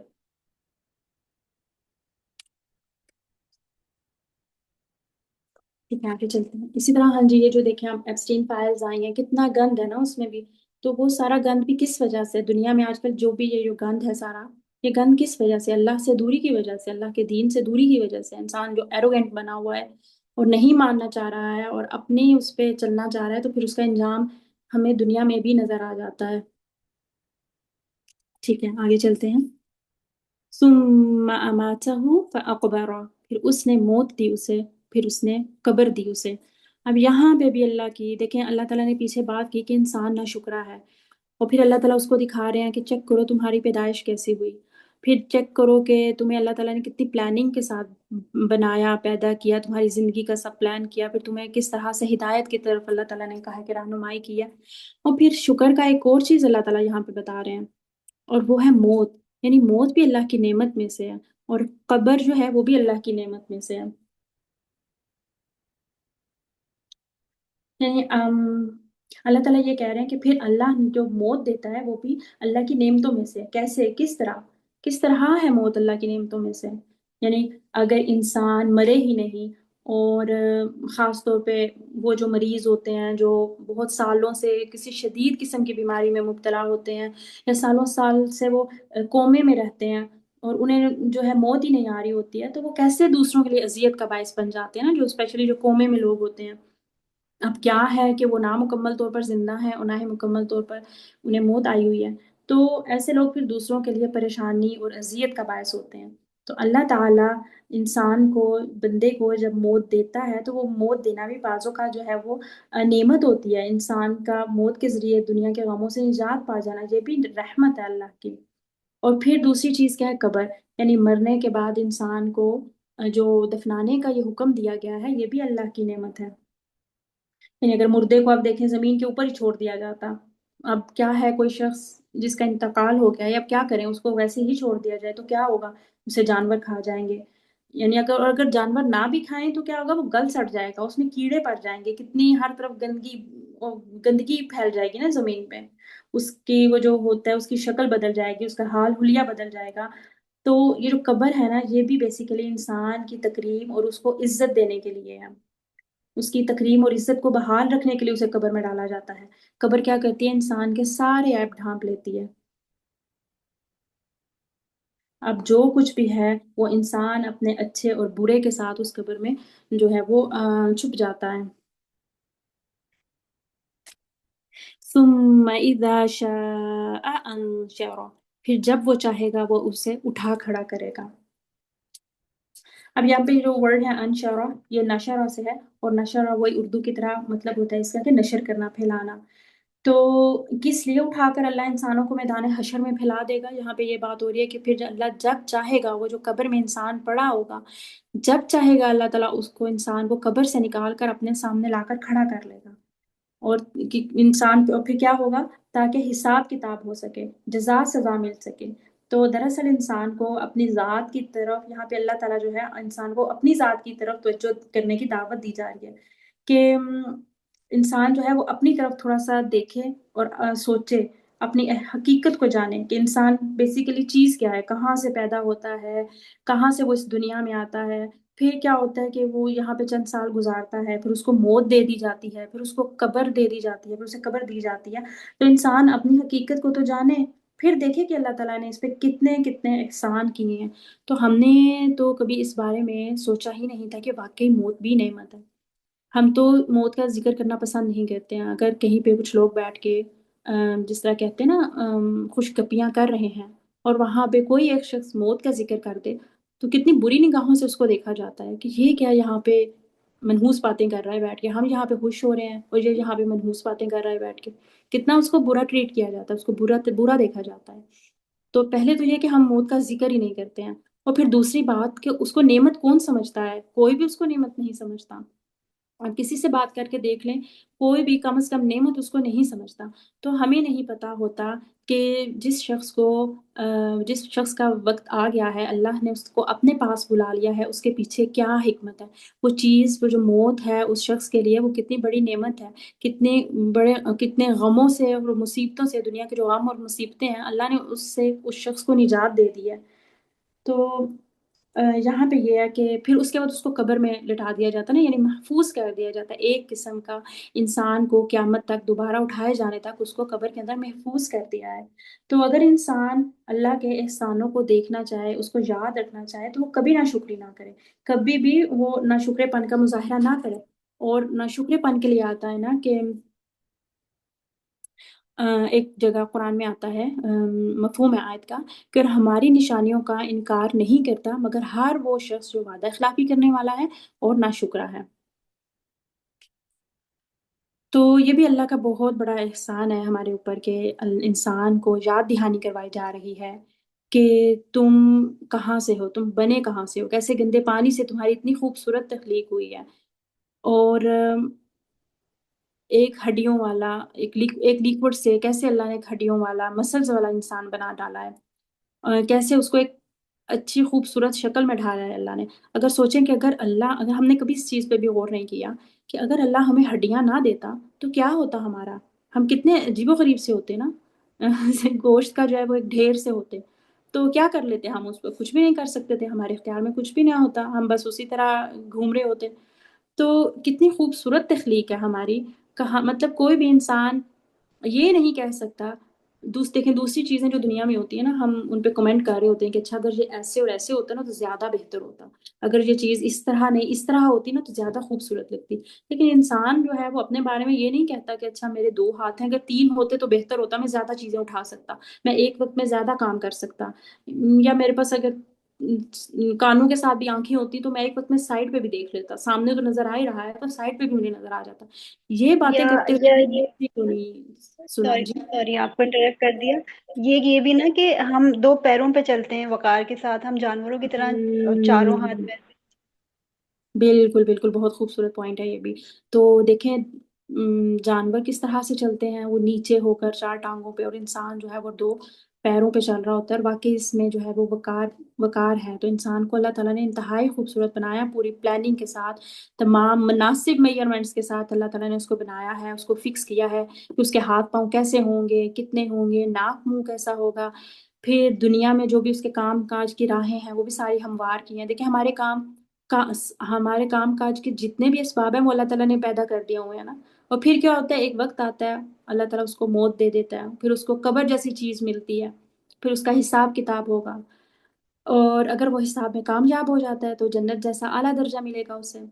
تو ان ساری نعمتوں کے ہوتے ہوئے یہ جتنی بھی نعمتیں یہاں پہ گنوائی گئی ہیں، ان سب نعمتوں کے ہوتے ہوئے انسان کو حق نہیں پہنچتا کہ وہ اللہ کی ناشکری کرے، بالکل ہمیں اس چیز کا کوئی حق نہیں ہے کہ ہم کوئی بھی ناشکری کریں، شکوہ کریں، ٹھیک ہے۔ کلا لما یقض ما امر، ہرگز نہیں، ابھی تک نہیں اس نے پورا کیا جو اس نے حکم دیا تھا، یعنی ہرگز نہیں، اس نے وہ پورا ہی نہیں کیا جو اللہ نے اسے پورا کرنے کے لیے کہا تھا، یعنی جو کچھ بھی اللہ نے انسان کو دیا ہے، اگر انسان اس کی قدر نہیں کرتا تو یہ سب اللہ کی ناشکری ہے۔ فَلْيَنظُرِ الْإِنسَانُ إِلَّا طَعَامِهِ، پھر دوبارہ اللہ تعالیٰ انسان کو دعوت دے رہے ہیں کہ اپنے کھانے کی طرف دیکھے، بس چاہیے کہ دیکھے انسان اپنے کھانے کی طرف، کیا کہ انسان کو جو ہے اللہ تعالیٰ نے تخلیق کرنے کے بعد کیا کیا کہ اس کے کھانے پینے کی چیزیں بھی پیدا کر دی، یعنی اگر اللہ تعالیٰ نے بتایا کہ تمہیں اگر شکر گزار ہونا ہے تو اپنے کھانے پینے کی چیزوں کی طرف ہی دیکھ لو، ان نعمتوں کو ہی دیکھو، کہ وہ جو لقمہ جو ہم منہ میں لے کر جاتے ہیں اس کو ہم ذرا نظر بھر کر دیکھتے ہیں، اور ہم نے کبھی سوچا ہے کہ یہ کھانا کہاں سے آیا ہے، کس طرح سے یہ زمین نے اگایا ہوگا، کس طرح آسمان سے پانی اللہ نے انڈیلا اور پھر زمین نے جو ہے وہ سب کچھ اگایا۔ تو ہم تو موسٹلی جلدی جلدی کھانا کھا رہے ہوتے ہیں اور بالکل سوچنے سمجھنے کا تو ٹائم ہی نہیں ہوتا۔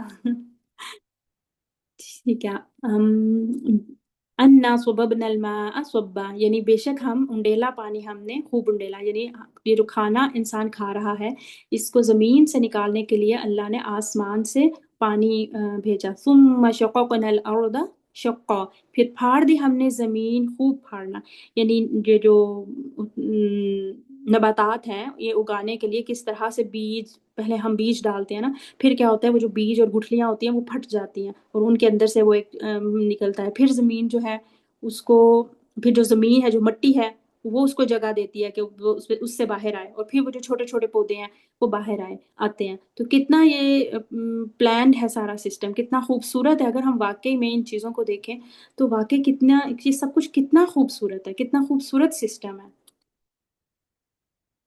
فَأَنبَتْنَا فِيهَا حَبًّا، اور پھر اگایا ہم نے اس میں سے غلہ، یعنی یہاں پہ یہی جو اناج ہوتا ہے چاول گندم وغیرہ اس کی یہاں پہ بات ہوئی ہے کہ پھر ہم نے وہ اگایا، اور باقی یہ جو چاول روٹی ہوتے ہیں یہ تو بالکل ہمارا مین میل ہوتے ہیں نا، اگر کوئی بھی چیز ان میں سے مسنگ ہو، روٹی ہی نہ ہو، صرف سالن ہو یا صرف سیلڈ ہو تو ہم لگتا نہیں ہے کہ ہماری بھوک اتر گئی ہے، ہم فل محسوس نہیں کرتے نا۔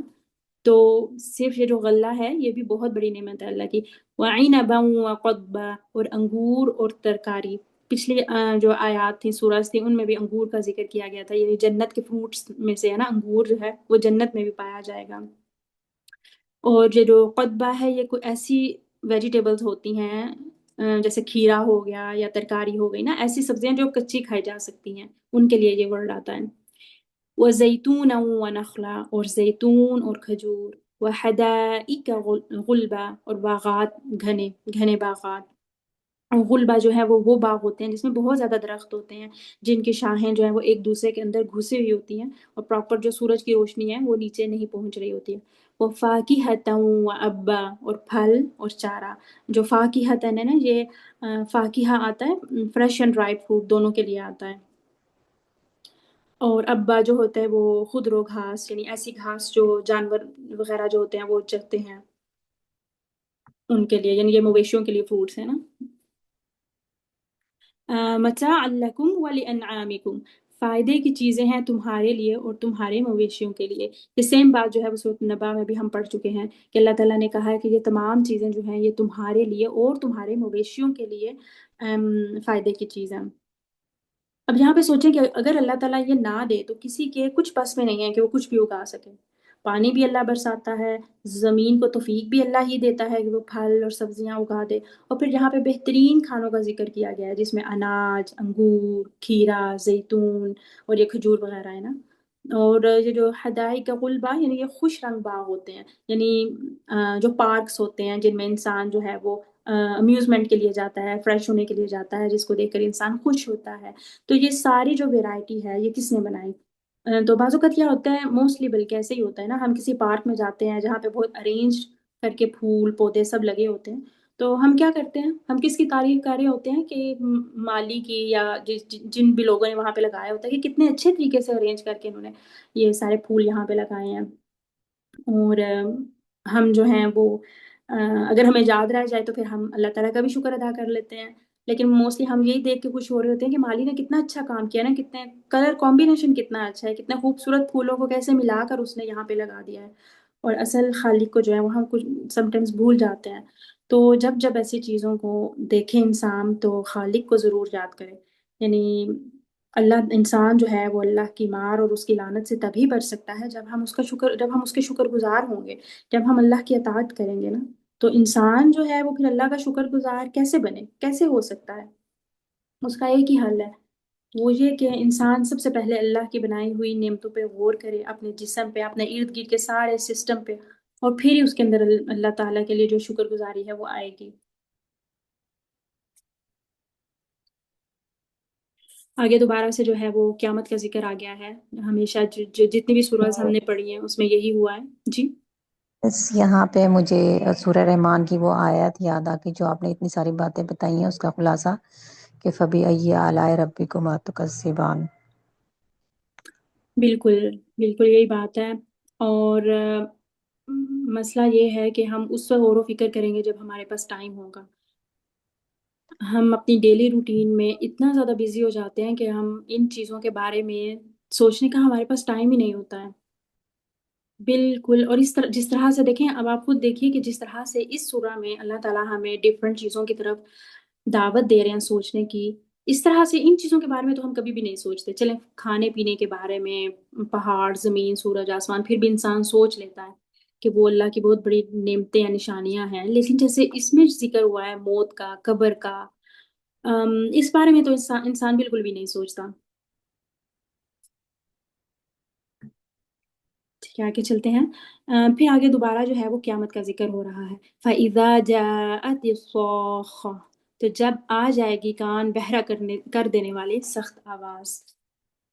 تو صوخہ جو ہے یہ صوخ چیخ کے لیے آتا ہے، یعنی قیامت کی چیخ، وہ جو سور پھونکنے کی چیز ہوگی، سور پھونکنے کی جو آواز ہوگی نا، تو وہ ایسی آواز ہوگی جو کانوں کو پھاڑ دے گی، بہرا کر دے گی.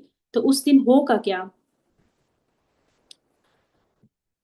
یوم یفر المرء من اخیہ، اس دن بھاگے گا انسان اپنے بھائی سے. تو یہاں پہ یہ جو ورڈ نہیں وہ سوری آ گیا.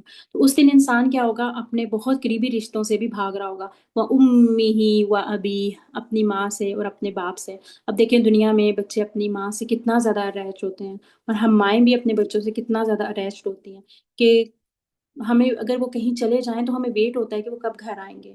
تو اسی طرح لیکن قیامت کے دن کیا ہوگا، نہ بچہ ماں کی طرف دیکھے گا، نہ ماں اپنے بچے کی فکر کرے گی، نہ وہ اپنے بچے کو اس دن ڈھونڈے گی. دنیا میں تو ہم اپنے بچے کو ڈھونڈ رہے ہوتے ہیں، کہیں چلے گئے ہیں تب بھی ہم اپنے بچے کے بارے میں ہی بات کر رہے ہوں گے، دوسروں سے ڈسکس بھی اپنے بچے کا کر رہے ہوں گے کہ میرا وہ ایسے کرتا ہے، میرا بچہ یہ ہے، اتنا اچھا ہے، یہ کوالٹیز ہیں اس کی. لیکن اس دن کوئی فکر نہیں ہوگی ہمیں اپنے بچے کی کہ اس کا کیا حال ہونے لگا ہے، اس کے ساتھ کیا معاملہ پیش آنے لگا ہے، ہمیں کوئی فکر نہیں ہوگی، ہمیں صرف اپنی فکر ہوگی. اور اسی طرح بچوں کو بھی اپنی ماں کی فکر نہیں ہوگی کہ ہماری ماں کے ساتھ آج کیا پیش آنے لگا ہے، وہ بھی اپنی فکر میں ہی ہوگا. وَصَاحِبَتِهِ وَبَنِيهِ، اور اپنی بیوی سے اور اپنے بیٹوں سے. یہ جو صاحبہ کا لفظ ہے نا، اس کا مطلب ہوتا ہے ساتھ رہنے والے، یعنی بیوی. تو انسان جو ہے وہ قریب ترین رشتوں سے بھی بھاگے گا اس دن، کوئی پرواہ نہیں کرے گا. تو وجہ کیا ہوگی اس کی، وہ کیوں بھاگے گا اپنے قریب ترین رشتوں سے؟ اس کو بھی اللہ تعالیٰ نے جو ہے آگے ہی بتا دیا ہے. لِكُلِّ امْرِئٍ مِّنْهُمْ يَوْمَئِذٍ شَأْنٌ يُغْنِيهِ، واسطے ہر شخص کے ان میں سے اس دن ایسی حالت ہوگی جو بے پرواہ کر دے گی اسے. یعنی انسان کو اس دن اپنی ہی ایسی مصیبت پڑی ہوئی ہوگی کہ وہ اسے دوسروں سے بے نیاز کر دے گی. جو شأن ہے نا، اس کا مطلب ہے افیئر، کنسرن، یعنی کسی کو کسی دوسرے کا بالکل بھی کوئی کنسرن نہیں ہوگا. ہر کوئی جو ہے وہ اپنا اپنا اس دن، ہر کسی کو صرف اپنی فکر پڑی ہوگی، اپنی ہی وہ مصیبت میں مبتلا ہوگا، اس کو دوسروں کی پرواہ ہی نہیں ہوگی. قیامت کے دن انسان کو اپنی اتنی فکر ہوگی کہ وہ دوسروں کے بارے میں نہ تو کوئی بات اسے یاد رہے گی، نہ ہی اسے ہوش اور فکر رہے گی. تو دنیا میں تو وہی بات ہے کہ ہم اپنے بچوں کو، شوہر کو، والدین کو کوئی مسئلہ ہو یا پریشانی ہو تو کیا ہوتا ہے، ہم خود کتنے پریشان ہو جاتے ہیں. ہم خود کہہ رہے ہوتے ہیں کہ میری تو نیندیں ہی اڑ گئی ہیں، فلاں شخص جو ہے میرا وہ اتنا بیمار ہے کہ نیندیں اڑ گئی ہیں. بچہ ہمارا بیمار ہو جائے، ہمارے پیرنٹس میں سے کوئی بیمار ہو جائے تو ہمیں چین نہیں مل رہا ہوتا. تو لیکن قیامت کا جو دن ہے وہ ایسا شدید دن ہوگا کہ انسان کا اپنا حال ایسا ہوگا کہ وہ ہر کسی کو بھول جائے گا.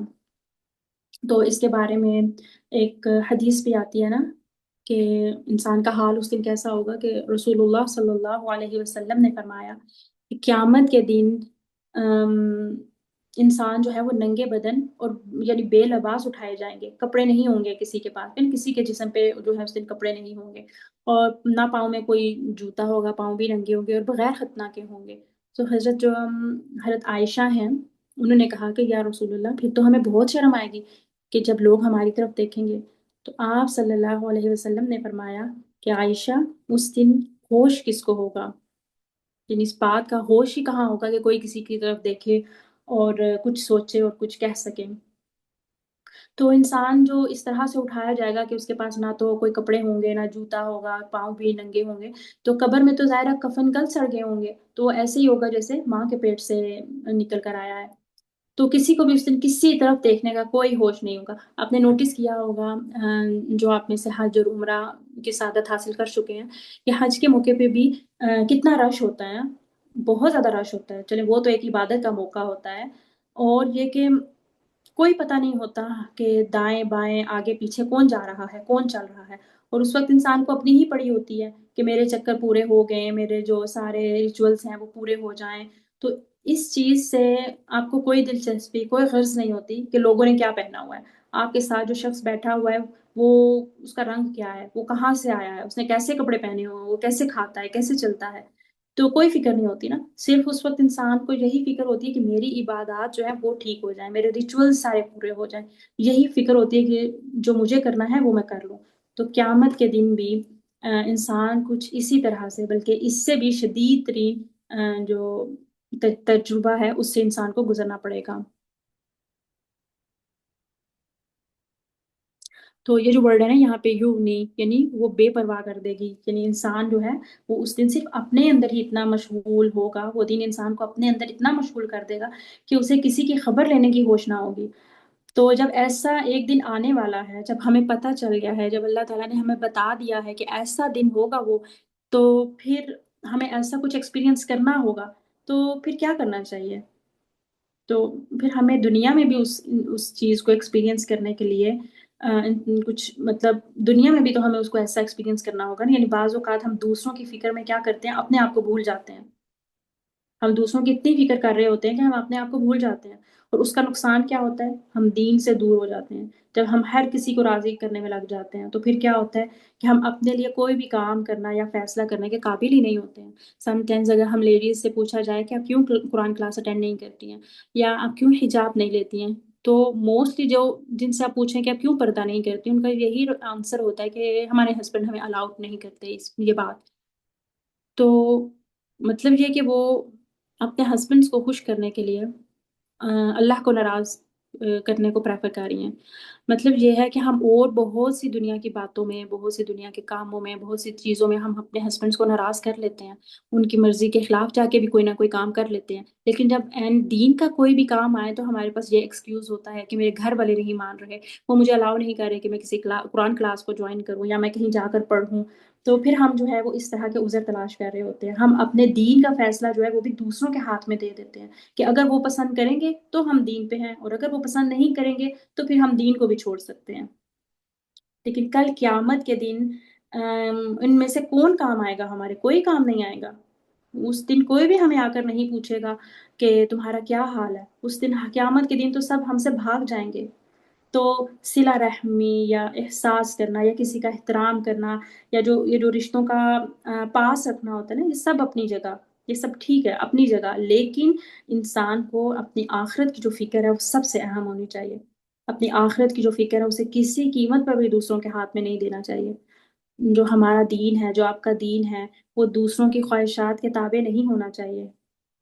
یعنی اگر وہ آپ کو وقت دیں تو ہم نماز پڑھ لیں. یعنی یہ جو چھوٹے بچوں کی مدرز ہوتی ہیں ان کے پاس بھی یہ ایکسکیوز ہوتا ہے کہ میرا بچہ مجھے نماز نہیں پڑھنے دیتا یا مجھے قرآن نہیں پڑھنے دیتا. میں جب بھی لے کر بیٹھتی ہوں پڑھنے لگتی ہوں تو وہ رونا شروع کر دے گا، وہ جو ہے چھیننا شروع کر دے گا، قرآن چھیننا شروع کر دے گا، بالکل پڑھنے ہی نہیں دیتا ہے. تو ٹھیک ہے یہ چیزیں ہیں، لیکن یہ چیزیں انسان کی آزمائش ہیں. انہی چیزوں کے ساتھ رہ کر ہمیں دین کو فالو کرنا ہے. ہمیں یہ نہیں کہا گیا، اللہ تعالیٰ نے کو ہم سے یہ مطلوب نہیں ہے کہ ہم بالکل علیحدہ ہو جائیں، الگ تھلگ ہو جائیں، نہ ہمیں گھر کے کوئی کام ہو. ہم ہاؤس وائفز ہیں تو نہ ہمیں گھر کے کوئی کام ہو، نہ بچوں کے، نہ ہسبینڈ کے، کوئی مسئلے مسائل نہ ہو. بس ہم ایک کونے میں جائیں نماز بچھا کر عبادت کرتے رہیں، یا ہم بس قرآن ہی سیکھتے رہیں اگر یہ سارے کام ہمارے ساتھ نہیں ہو جائیں. نہیں، اللہ نے ہمیں کہا ہے کہ ان سارے کاموں کے، ان سب مسئلے مسائل کے ساتھ رہ کر آپ نے دین سیکھنا ہے. ان تمام مسائل کے ساتھ آپ نے قرآن سیکھنا ہے. اپنے چھوٹے چھوٹے بچوں کو بھی پالنا ہے، ان کی تربیت بھی کرنی ہے، اور ساتھ میں قرآن کو بھی ٹائم دینا ہے، نماز کو بھی ٹائم دینا ہے. اللہ کا پہلے آئے گا اور پھر اس کے بعد ہمارے باقی رشتے آئیں گے. نمبر 1 پریورٹی ہماری اللہ ہے، اور اس کے بعد ہمارے گھر والے ہیں، جیسے جیسے ان کے جو رشتے جیسے جیسے ہیں. تو قرآن پاک میں ایک اور جگہ، ایک سورۃ العنکبوت کی جو فرسٹ آیت ہے نا، وہ مجھے بہت پسند ہے. اللہ تعالیٰ کہتے ہیں کہ وہ جو لوگ ہیں وہ کہیں گے کہ ہم ایمان لے کر آئے تو کیا وہ آزمائے نہیں جائیں گے؟ یعنی صرف ہمارا یہ کہہ دینا کافی ہے کہ ہم مسلمان ہیں، ہم کہہ دیں کہ ہم مومن ہیں، ہم ایمان والے ہیں، اور جب ہمارے پاس پھر اللہ تعالیٰ ہمیں چیک نہیں کریں گے کہ اچھا کتنا ایمان ہے اس کے پاس. جب مسئلے مسائل یا دنیا کے معاملات اس پہ آتے ہیں تو یہ سب کچھ چھوڑ چھاڑ کر بیٹھ جاتا ہے کہ ہاں بھائی مجھ سے تو اب یہ دین کا کام نہیں ہوتا، میں تو یہ نہیں کر سکتا، میرے تو بہت مسائل ہیں زندگی میں، بہت ذمہ داریاں ہیں میرے اوپر، تو میں یہ کام نہیں کر سکتا. رسول اللہ صلی اللہ علیہ وآلہ وسلم سے زیادہ ذمہ داریاں ہمارے اوپر نہیں ہیں. ان کے اوپر بہت زیادہ ذمہ داریاں تھیں، بہت. ان کا ڈیلی روٹین بہت ٹف تھی ان کی. اس کے باوجود اللہ نے ان کو حکم دیا تھا، ان کے لیے فرض تھا کہ وہ تہجد کے لیے کھڑے ہوں، وہ تہجد کی نماز پڑھیں. ان پہ یہ فرض تھا، ہم پہ فرض نہیں ہے. ہم چاہیں تو پڑھ لیں، اور اگر چھوڑ بھی دیں تو کوئی گناہ نہیں ہوگا اس پہ، اللہ اس پہ کچھ نہیں ہم سے جواب دہی کرے گا.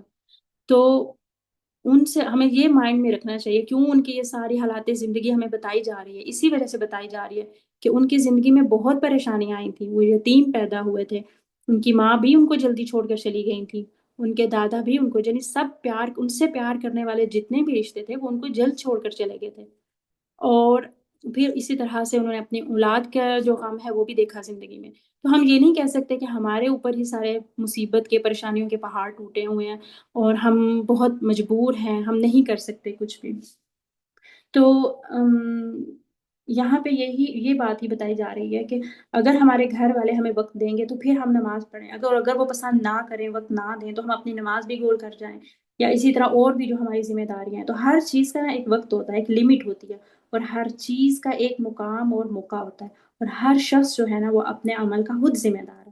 اب آپ دیکھیے، اگر ہم اپنے بچوں کو اسکول میں داخل کرواتے ہیں اور وہ پڑھتا ہی نہیں ہے، وہ پڑھ کر ہی نہیں دیتا، اسکول بہت اچھا ہے، ہائی اسٹینڈرڈ اسکول ہے، لیکن بچہ پڑھ کر ہی نہیں دیتا، تو کیا اسکول والے وہ ذمہ داری لیتے ہیں، قبول کرتے ہیں؟ وہ نہیں کرتے۔ مطلب ان کا یہ کام نہیں ہے کہ آپ کا بچہ پڑھ رہا ہے تو وہ ذمہ دار ہے۔ اسی طرح جب بچے بڑے ہو جاتے ہیں تو پھر کچھ حد تک والدین کی ذمہ داری بھی نہیں رہتی، تو ہر عاقل بالغ جو ہے وہ اپنے عمل کا خود ذمہ دار ہوگا۔ آگے بات ہو رہی ہے کہ وجوہ ہوئیں یومئذ مسفرہ، کچھ چہرے اس دن روشن ہوں گے، ضاحکۃ مستبشرہ، ہنستے ہوں گے، خوشخبری پانے والے ہوں گے۔ تو وہ دن کیسا ہوگا؟ یعنی اس دن کچھ چہرے تو بہت روشن، چمکتے دمکتے، ہنستے مسکراتے خوش ہوں گے، تو جو مؤمنین ہوں گے ان کے جسم سے نور بھی پھوٹ رہا ہوگا، اور وہ نور جو ہے وہ پھوٹ کر ہر طرف پھیل رہا ہوگا۔ اور جبکہ اس کے برعکس کیا ہوگا؟ کچھ چہرے ایسے ہوں، خاک آلود ہوں گے، وہ لوگ میلے کچیلے ہوں گے، ان کے جسم پہ جو ہے وہ گرد و غبار اور مٹی پڑی ہوئی ہوگی، خستہ حال ہوں گے وہ۔ وجوہ ہوئی یومئذ علیہا غبرہ، یعنی کچھ چہرے اس دن کیا ہوگا؟ ان پہ غبار پڑا ہوا ہوگا۔ ترہقها قطرہ، چھا رہی ہوگی ان پہ سیاہی۔ یہ جو ورڈ ہے نا ترہقها، رہقہ، یعنی اس کا مطلب ہے زبردستی چھا جانا، یعنی کچھ چہرے تو چمک رہے ہوں گے اور کچھ چہرے ایسے ہوں گے کہ ان کے اوپر سیاہی ہوگی، کالے ہوں گے، وہ دھوئیں اور غبار سے اٹے ہوئے ہوں گے اور خستہ حال ہوں گے۔ گرد و غبار اور کالک جو ہے وہ انسان کے اپنے اعمال کی وجہ سے ہوگی، یہ جو ساری کالک اس کے چہرے پہ نظر آ رہی ہوگی اس دن، اور جو گرد و غبار ہوگا وہ اپنے اعمال کی وجہ سے ہوگا۔ تو دیکھیں کیسے ہم نے لاسٹ سورہ میں بھی پڑھا تھا کہ انسان جو ہے نا، جیسے موت کا اس کا پروسیس شروع ہوگا تو اس کو ساتھ ساتھ پتہ چل رہا ہوگا، یا تو اسے خوشخبریاں مل رہی ہوں گی یا اسے برا بھلا کہا جا رہا ہوگا۔ اولئک هم الکفرۃ الفجرہ، یہی لوگ ہیں، وہ کافر ہیں، وہ فاجر ہیں۔ یعنی کون لوگ ہیں جن کا یہ حال ہوگا، جن کے اوپر گرد و غبار اور وہ سارا ہوگا؟ کہ وہ کافر اور فاجر لوگ ہوں گے۔ کافرہ جو ہے نا، یہ کافر کی جمع ہے، اور فاجرہ یعنی فاجر کی جمع، یعنی کافر جو ہے وہ اعتقاد سے ہے، اور فاجر جو ہے وہ عمل سے۔ کافر جو ہے اس نے تو بالکل ہر چیز کا انکار کر دیا نا، اور فاجر کون ہے؟ عمل سے، یعنی جو لوگ اپنے ایمان میں یا پھر اپنے عمل میں اس معیار پہ پورے نہیں اترے، تو پھر ان کا یہ انجام ہوگا۔ اور جو فاجر ہے یعنی وہ کھلم کھلا برائیاں کرنا، جو لوگ ناشکرے ہوں گے تو ان کا یہ انجام ہوگا۔ اس دنیا میں بھی اگر ہم ذرا بیمار پڑ جاتے ہیں، بخار ہی ہو جائے ہمیں، تو کیا ہوتا ہے؟ کچھ اچھا نہیں لگ رہا ہوتا، بالکل ہمیں کوئی چیز پسند نہیں آ رہی ہوتی، ہمارا فیوریٹ فوڈ بھی ہمیں ایون اچھا نہیں لگ رہا ہوتا۔ تو اس دن کی جو آفت ہے وہ تو سب آفتوں سے بڑی ہے۔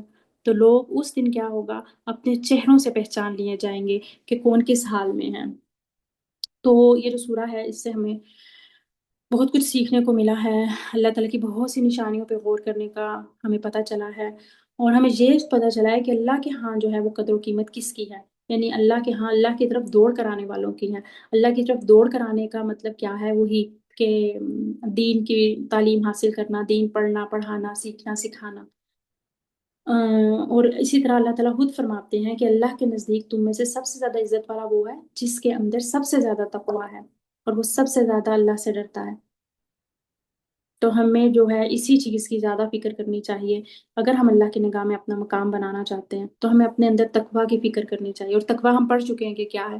اپنے آپ کو برائیوں سے اور گناہوں سے بچانا۔ تقویٰ ہم پڑھ رہے ہوتے ہیں تو ہمیں لگ رہا ہوتا ہے پتہ نہیں کون سا کوئی ہائی لیول کا ورڈ ہے، یا کون شخص ہوگا وہ جو متقی ہوگا، لیکن ہر وہ شخص جو اپنے آپ کو کسی بھی گناہ سے بچا لیتا ہے، بچا کر چلتا ہے، احتیاط کے ساتھ زندگی گزارتا ہے، الرٹ رہتا ہے دنیا میں، اس دنیا میں، وہ تقویٰ ہے، یعنی وہ متقی شخص ہے۔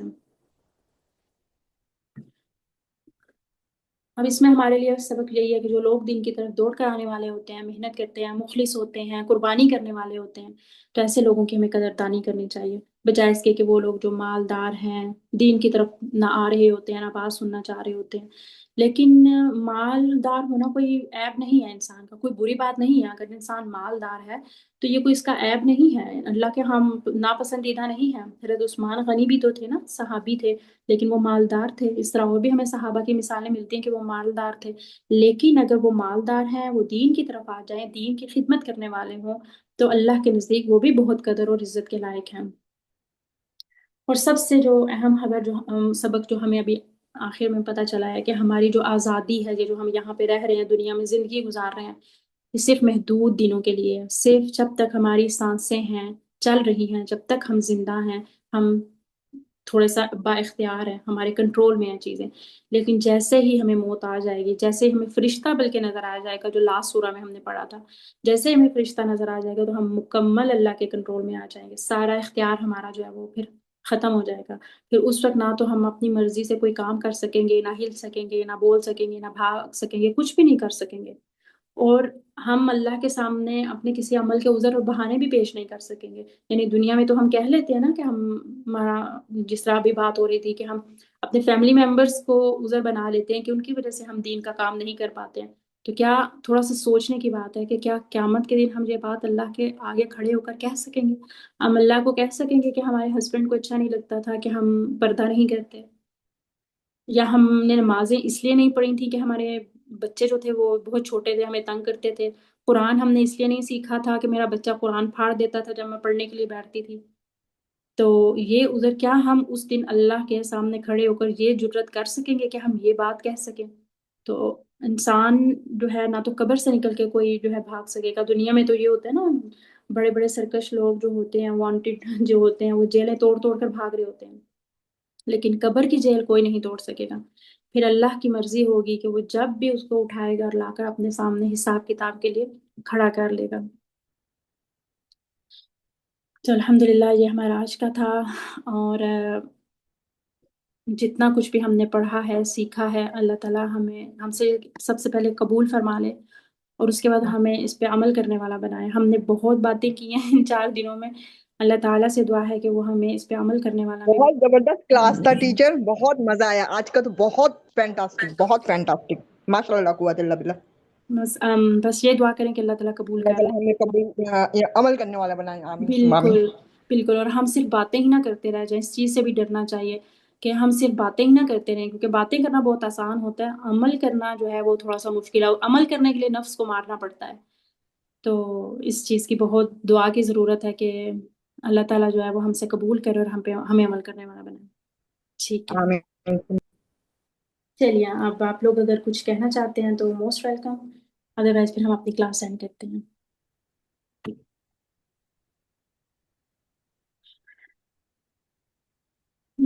چلیے ٹھیک ہے، پھر میں دعا پڑھتی ہوں۔ 1 منٹ صدیقہ، مجھے جی ایک جی بات جی کرنی ہے پلیز۔ ہاں مجھے میری آواز کلیئر آ رہی ہے آپ کو؟ میرے پاس تھوڑا جی جی انٹرنیٹ کا بالکل، ایشو ہے۔ نہیں آپ کی آواز آ رہی ہے، آپ بات کیجیے۔ جی مجھے یہ کہنا تھا ابھی بیچ میں، کیونکہ میرے پاس انٹرنیٹ پرابلم ہے تو میں صحیح سے سن نہیں سکی تھی۔ آپ نے تذکرہ کیا تھا کہ نبی صلی اللہ علیہ وسلم کی آواز سے زیادہ اونچی اپنی آواز نہ کریں، تو یہ ہم لوگ جیسے یہ سوچتے ہیں نا کہ تو اسی دور کی بات ہو گئی، اس وقت نبی صلی اللہ علیہ وسلم لوگوں کے بیچ میں تھے تو اس وقت لوگوں کو ان کا ادب احترام کرنا ضروری تھا، تو یہ ہمارے لیے آج بھی اپلیکیبل ہے نا، یہ رول آج بھی ہے؟ ہاں جی کچھ شاید آپ نے ایگزیکٹلی۔ ایک دو چیزیں بتائی تھیں تو وہ تھوڑا سا مجھے پلیز بتا دیں۔ اور جی میں مطلب ایسے رپیٹ ہی ہے کر کہ جو دیتی ہوں، حدیث آ گئی ہمارے، جی جی پلیز۔ میں رپیٹ کر دیتی ہوں۔ جی بالکل، یہ جو آیت ہے یہ آج کے لیے بھی اپلیکیبل ہے، آج کے دور کے لیے بھی۔ یعنی یہ ایسے ہی ہے نا کہ سنت کے مطابق جو بھی ہماری رائے ہے ہم اس کو مقدم نہ کریں، یعنی جب ہمیں کوئی صحیح حدیث پتہ چل جاتی ہے یا ہمیں کسی سنت کے بارے میں پتہ چل جاتا ہے کہ یہ عمل سنت ہے اور یہ عمل سنت نہیں ہے، تو پھر ہمیں اپنی خواہشات کو، اپنی روایات کو، یا جو ہمارا سوسائٹی میں چل رہا ہوتا ہے، ہمارے معاشرتی رواج جو ہوتے ہیں، ان کو پھر ہمیں ترجیح نہیں دینی چاہیے، ان کو پھر ہمیں فوراً سائڈ پہ کر دینا چاہیے جب ہمیں ایک چیز کا پتہ چل جاتا ہے کہ یہ سنت کے خلاف عمل ہے۔ اسی طرح اگر انسان اپنی رائے کو سنت سے اوپر رکھتا ہے تو وہ بھی وہی بات ہو جاتی ہے کہ وہ اپنی بات جو ہے وہ رسول اللہ کی آواز سے بلند کر رہا ہے، سوری اپنی آواز ان کی آواز سے بلند کر رہا ہے۔ اسی طرح اگر کوئی حدیث ہمارے سامنے آ جاتی ہے تو اسے بھی ہمیں پہلے تو بہت عاجزی کے ساتھ سننا چاہیے اور پھر اس کو ماننا چاہیے، تکبر نہیں کرنا چاہیے کہ نہیں بھائی یہ تو آج کل ہو ہی نہیں سکتا، بہت مشکل ہے، کیسے کریں وغیرہ وغیرہ۔ اسی طرح جو سیرت ہے یا حدیث ہے ان پر مذاق یا غیر سنجیدہ گفتگو نہیں کرنا، اور یہ تو بہت کامن ہے نا آج کل سوشل میڈیا پہ، تو بہت ہی زیادہ یہ ایزی ہے، جس کا جو دل چاہتا ہے وہ کہہ دیتا ہے۔ اور جی، اور ایک اور جی جی ایک نیا فتنہ کھڑا ہو رہا ہے، نوجوان نسل بہت ساری احادیث سے تائب ہو رہی ہے کہ یہ صحیح حدیث نہیں ہے۔ بہت سارے مطلب مجھ سے ایک نوجوان بچے نے سوال کیا میری فیملی میں سے کہ ایک حدیث کے بارے میں نے کہا بیٹا دیکھو یہ آپ کا دل گواہی دے گا اس چیز، خیر وہ ایک لمبی بات ہے، وہ بات میں نہیں جانا چاہوں گی، لیکن یہ ایک فتنہ کھڑا ہو رہا ہے، تو آپ اس پہ بھی کام کرنے کی کوشش کریں کہ اپنے بچوں کو پھر اسٹک کریں حدیث کے ساتھ۔ جی بالکل، وہ یہی بات ہے نا، پھر ہمیں اپنے بچوں کو قرآن و سنت کے طرف ان کو راغب کرنا پڑے گا، بہت چھوٹی عمر سے ہی ہمیں یہ بات ان کو کلیئر کرنی پڑے گی کہ جو بھی بات تم تک پہنچتی ہے، جو حکم یا کوئی بھی چیز تم تک پہنچتا ہے، تو سب سے پہلے ہم اسے کیسے چیک کریں گے؟ ہم دیکھیں گے کہ قرآن میں اس کے بارے میں کیا کہا گیا ہے۔ قرآن میں اگر نہیں مل رہا تو پھر ہم سیرت کی طرف جائیں گے، پھر ہم سنت دیکھیں گے، حدیث دیکھیں گے کہ اس کے بارے میں کیا کہا جا رہا ہے، بجائے اس کے کہ ہم ادھر ادھر سے پوچھیں، ادھر ادھر سے سنیں۔ جو گوگل ہے آج کل، چیٹ جی پی ٹی بہت ایزی ریسورسز ہو گئے ہیں نا۔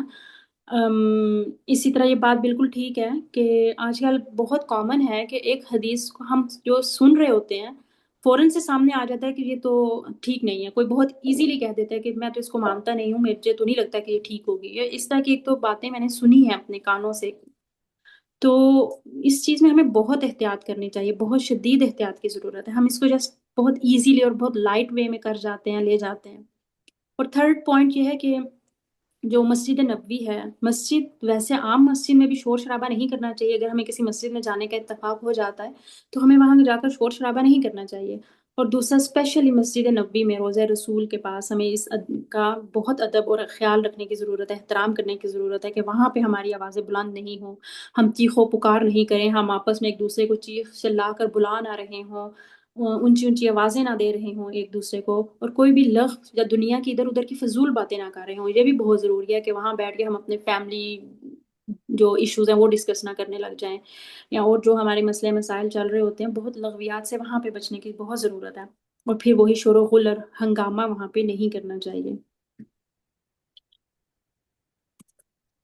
جزاک اللہ خیر، اللہ تعالیٰ آپ کے علم میں بہت برکت دے، آپ سے قبول کرے۔ بہت اچھا 4 دن کا سیشن تھا، بہت ساری جی دعائیں آپ کے لیے۔ الحمدللہ۔ اور انشاءاللہ آج میری لاسٹ کلاس تھی آپ لوگوں کے ساتھ، مجھے بھی بہت اچھا لگا، مجھے خود بہت کچھ سیکھنے کا موقع ملا، اور بس اللہ سے میری یہی دعا ہے کہ جو بھی میں نے کچھ آپ لوگوں کو بتایا ہے، آپ سے اتنی باتیں کی ہیں، اللہ تعالیٰ میرے عمل میں بھی یہ سب کچھ لے آئے۔ آپ بھی میرے لیے ضرور دعا کیجیے گا کہ اللہ تعالیٰ مجھے بھی ان پر، سب سے پہلے میرے اوپر ذمہ داری ہے کہ میں ان پر عمل کروں۔ اور باقی انشاءاللہ آپ لوگوں کی تو مزید کلاسز جاری رہیں گی، کل ایک نئی ٹیچر آئیں گی، نیا ٹاپک ہوگا ان کا، نیا انداز ہوگا ان کا، تو آپ انشاءاللہ۔ کو بہت بہت مبارک ہو، آپ کا دورہ قرآن کمپلیٹ ہوا۔ جزاک اللہ خیر۔ ہاں جی، ایک تھوڑی سی ذمہ داری کم بہت ہوئی خوشی بتانے کی والی۔ بات ہوتی ہے، بہت خوشی کی بات ہوتی ہے، ہاں جی، الحمدللہ۔ بالکل بالکل، اور وہی نا، پھر بات وہی اللہ کی توفیق ہے، صرف اللہ کا ہی شکر ہے، اللہ کی اسی کا توفیق۔ فضل ہے، اور اسی کا ہی کرم ہے، اسی کی طرف سے توفیق ہوئی ہے تو یہ کیا ہے، انسان خود کچھ کرنے کے قابل نہیں ہوتا ہے۔ پہلے یہ کہوں گی کہ آپ نے بہت اچھا ماشاء اللہ کروایا گا، بہت ایزی ورڈس میں ماشاء اللہ سب کچھ شیئر کیا ہے، الحمدللہ، بس اللہ پاک عمل کرنے کی توفیق دے۔ جی آمین آمین، بس یہی دعا ہے، اسی طرح کی دعاؤں میں یاد رکھیے گا، تو انشاءاللہ پھر آپ سے ملاقات ہوگی انشاءاللہ۔ جزاک اللہ مس، آپ نے جتنی انفارمیشن ہمارے لیے اکٹھی کی ہے اور جتنا ہمیں دین سکھایا ہے، اللہ تعالیٰ آپ کو اس کا بہت بہت اجر دے۔ آمین، جزاک اللہ خیر۔ ہم سب لوگ جو یہاں پہ اکٹھے ہیں، اللہ تعالیٰ ہم سب سے قبول فرمائے، اور بے شک یہاں پہ ہم سب کا اکٹھے ہونے کا مقصد صرف اللہ کی رضا حاصل کرنا تھا۔ ہم اللہ کی خاطر یہاں پہ جمع ہوئے ہیں، اللہ کی خاطر ہم نے یہ کلاسز کو لیا ہے۔ میں آپ کو آج بتا رہی ہوں، آپ لوگ سن رہے ہیں، تو ہمیں بھی جو ہے جنت کے حصول کے لیے ہم نے یہ جو ہے سب کیا ہے، تو اللہ تعالیٰ ہمیں بس قبول فرما لے، اور وہی جو ہم نے حدیث آج پڑھی تھی نا، تو اللہ تعالیٰ ہمیں جنت عطا کرے، ہمارے گناہوں کو اللہ تعالیٰ بخش دے، اور بس ہم سے قبول کر لیں، آمین۔ ایک میں کہہ رہی ہوں، شیئر کر رہی ہوں کہ اللہ تعالیٰ دیکھے مصروفیت میری ہے کہ میرا اکیلا ہاتھ ہے نا، کوئی چیز بھی رکھنا اٹھانا مجھے ہی ہے، جی اور اس میں میں باہر بھی گئی، دورہ قرآن میرا چل رہا ہے الحمدللہ، ابھی آگے بھی چلے انشاءاللہ۔ انشاءاللہ تو ایک دن سے بھی چھٹی ہوگی کیونکہ میری بیٹی کا دعوت ہے رمضان کا افطار اچھا کا، اچھا تو اچھا لیکن میں یہ کہہ رہی ہوں کہ اس میں میں نے کپڑے بھی سیے، دورہ قرآن کے دوران میں نے کپڑے بھی سیے اپنے، ماشاء الحمدللہ، ماشاء اللہ ماشاء اللہ، اللہ تعالیٰ آپ کے ٹائم میں بہت برکت دے آپ۔ دے کر جی اللہ تعالیٰ آپ سب کے ٹائم میں برکت دے، آپ سب کی زندگیوں میں برکت دے، آپ سب کے گھروں میں رحمتیں اور برکتیں نازل ہوں۔ تو رمضان کا مہینہ چل رہا ہے تو اللہ تعالیٰ آپ سب کے لیے بہت آسانیاں کرے، ڈھیروں ڈھیر آسانی فرمائے، اور اللہ تعالیٰ ہم سب سے راضی ہو جائے، آمین۔ چلیے ٹھیک ہے، پھر ہم اپنی کلاس کو آج اینڈ کرتے ہیں یہیں پہ، کل ایک نئی ٹیچر کے ساتھ آپ سب سے ملاقات ہوگی انشاءاللہ۔ اللہم انی اسألک حسن الخاتمہ، اللہم ارزقنی توبة نصوحا قبل الموت، ربنا تقبل منا إنك أنت السميع العليم وتب علينا إنك أنت التواب الرحيم، سبحانك اللهم وبحمدك أشهد أن لا إله إلا أنت أستغفرك وأتوب إليك۔ السلام علیکم ورحمۃ اللہ وبرکاتہ۔ وعلیکم السلام وعلیکم ورحمۃ اللہ وعلیکم وبرکاتہ۔ السلام وبرکاتہ۔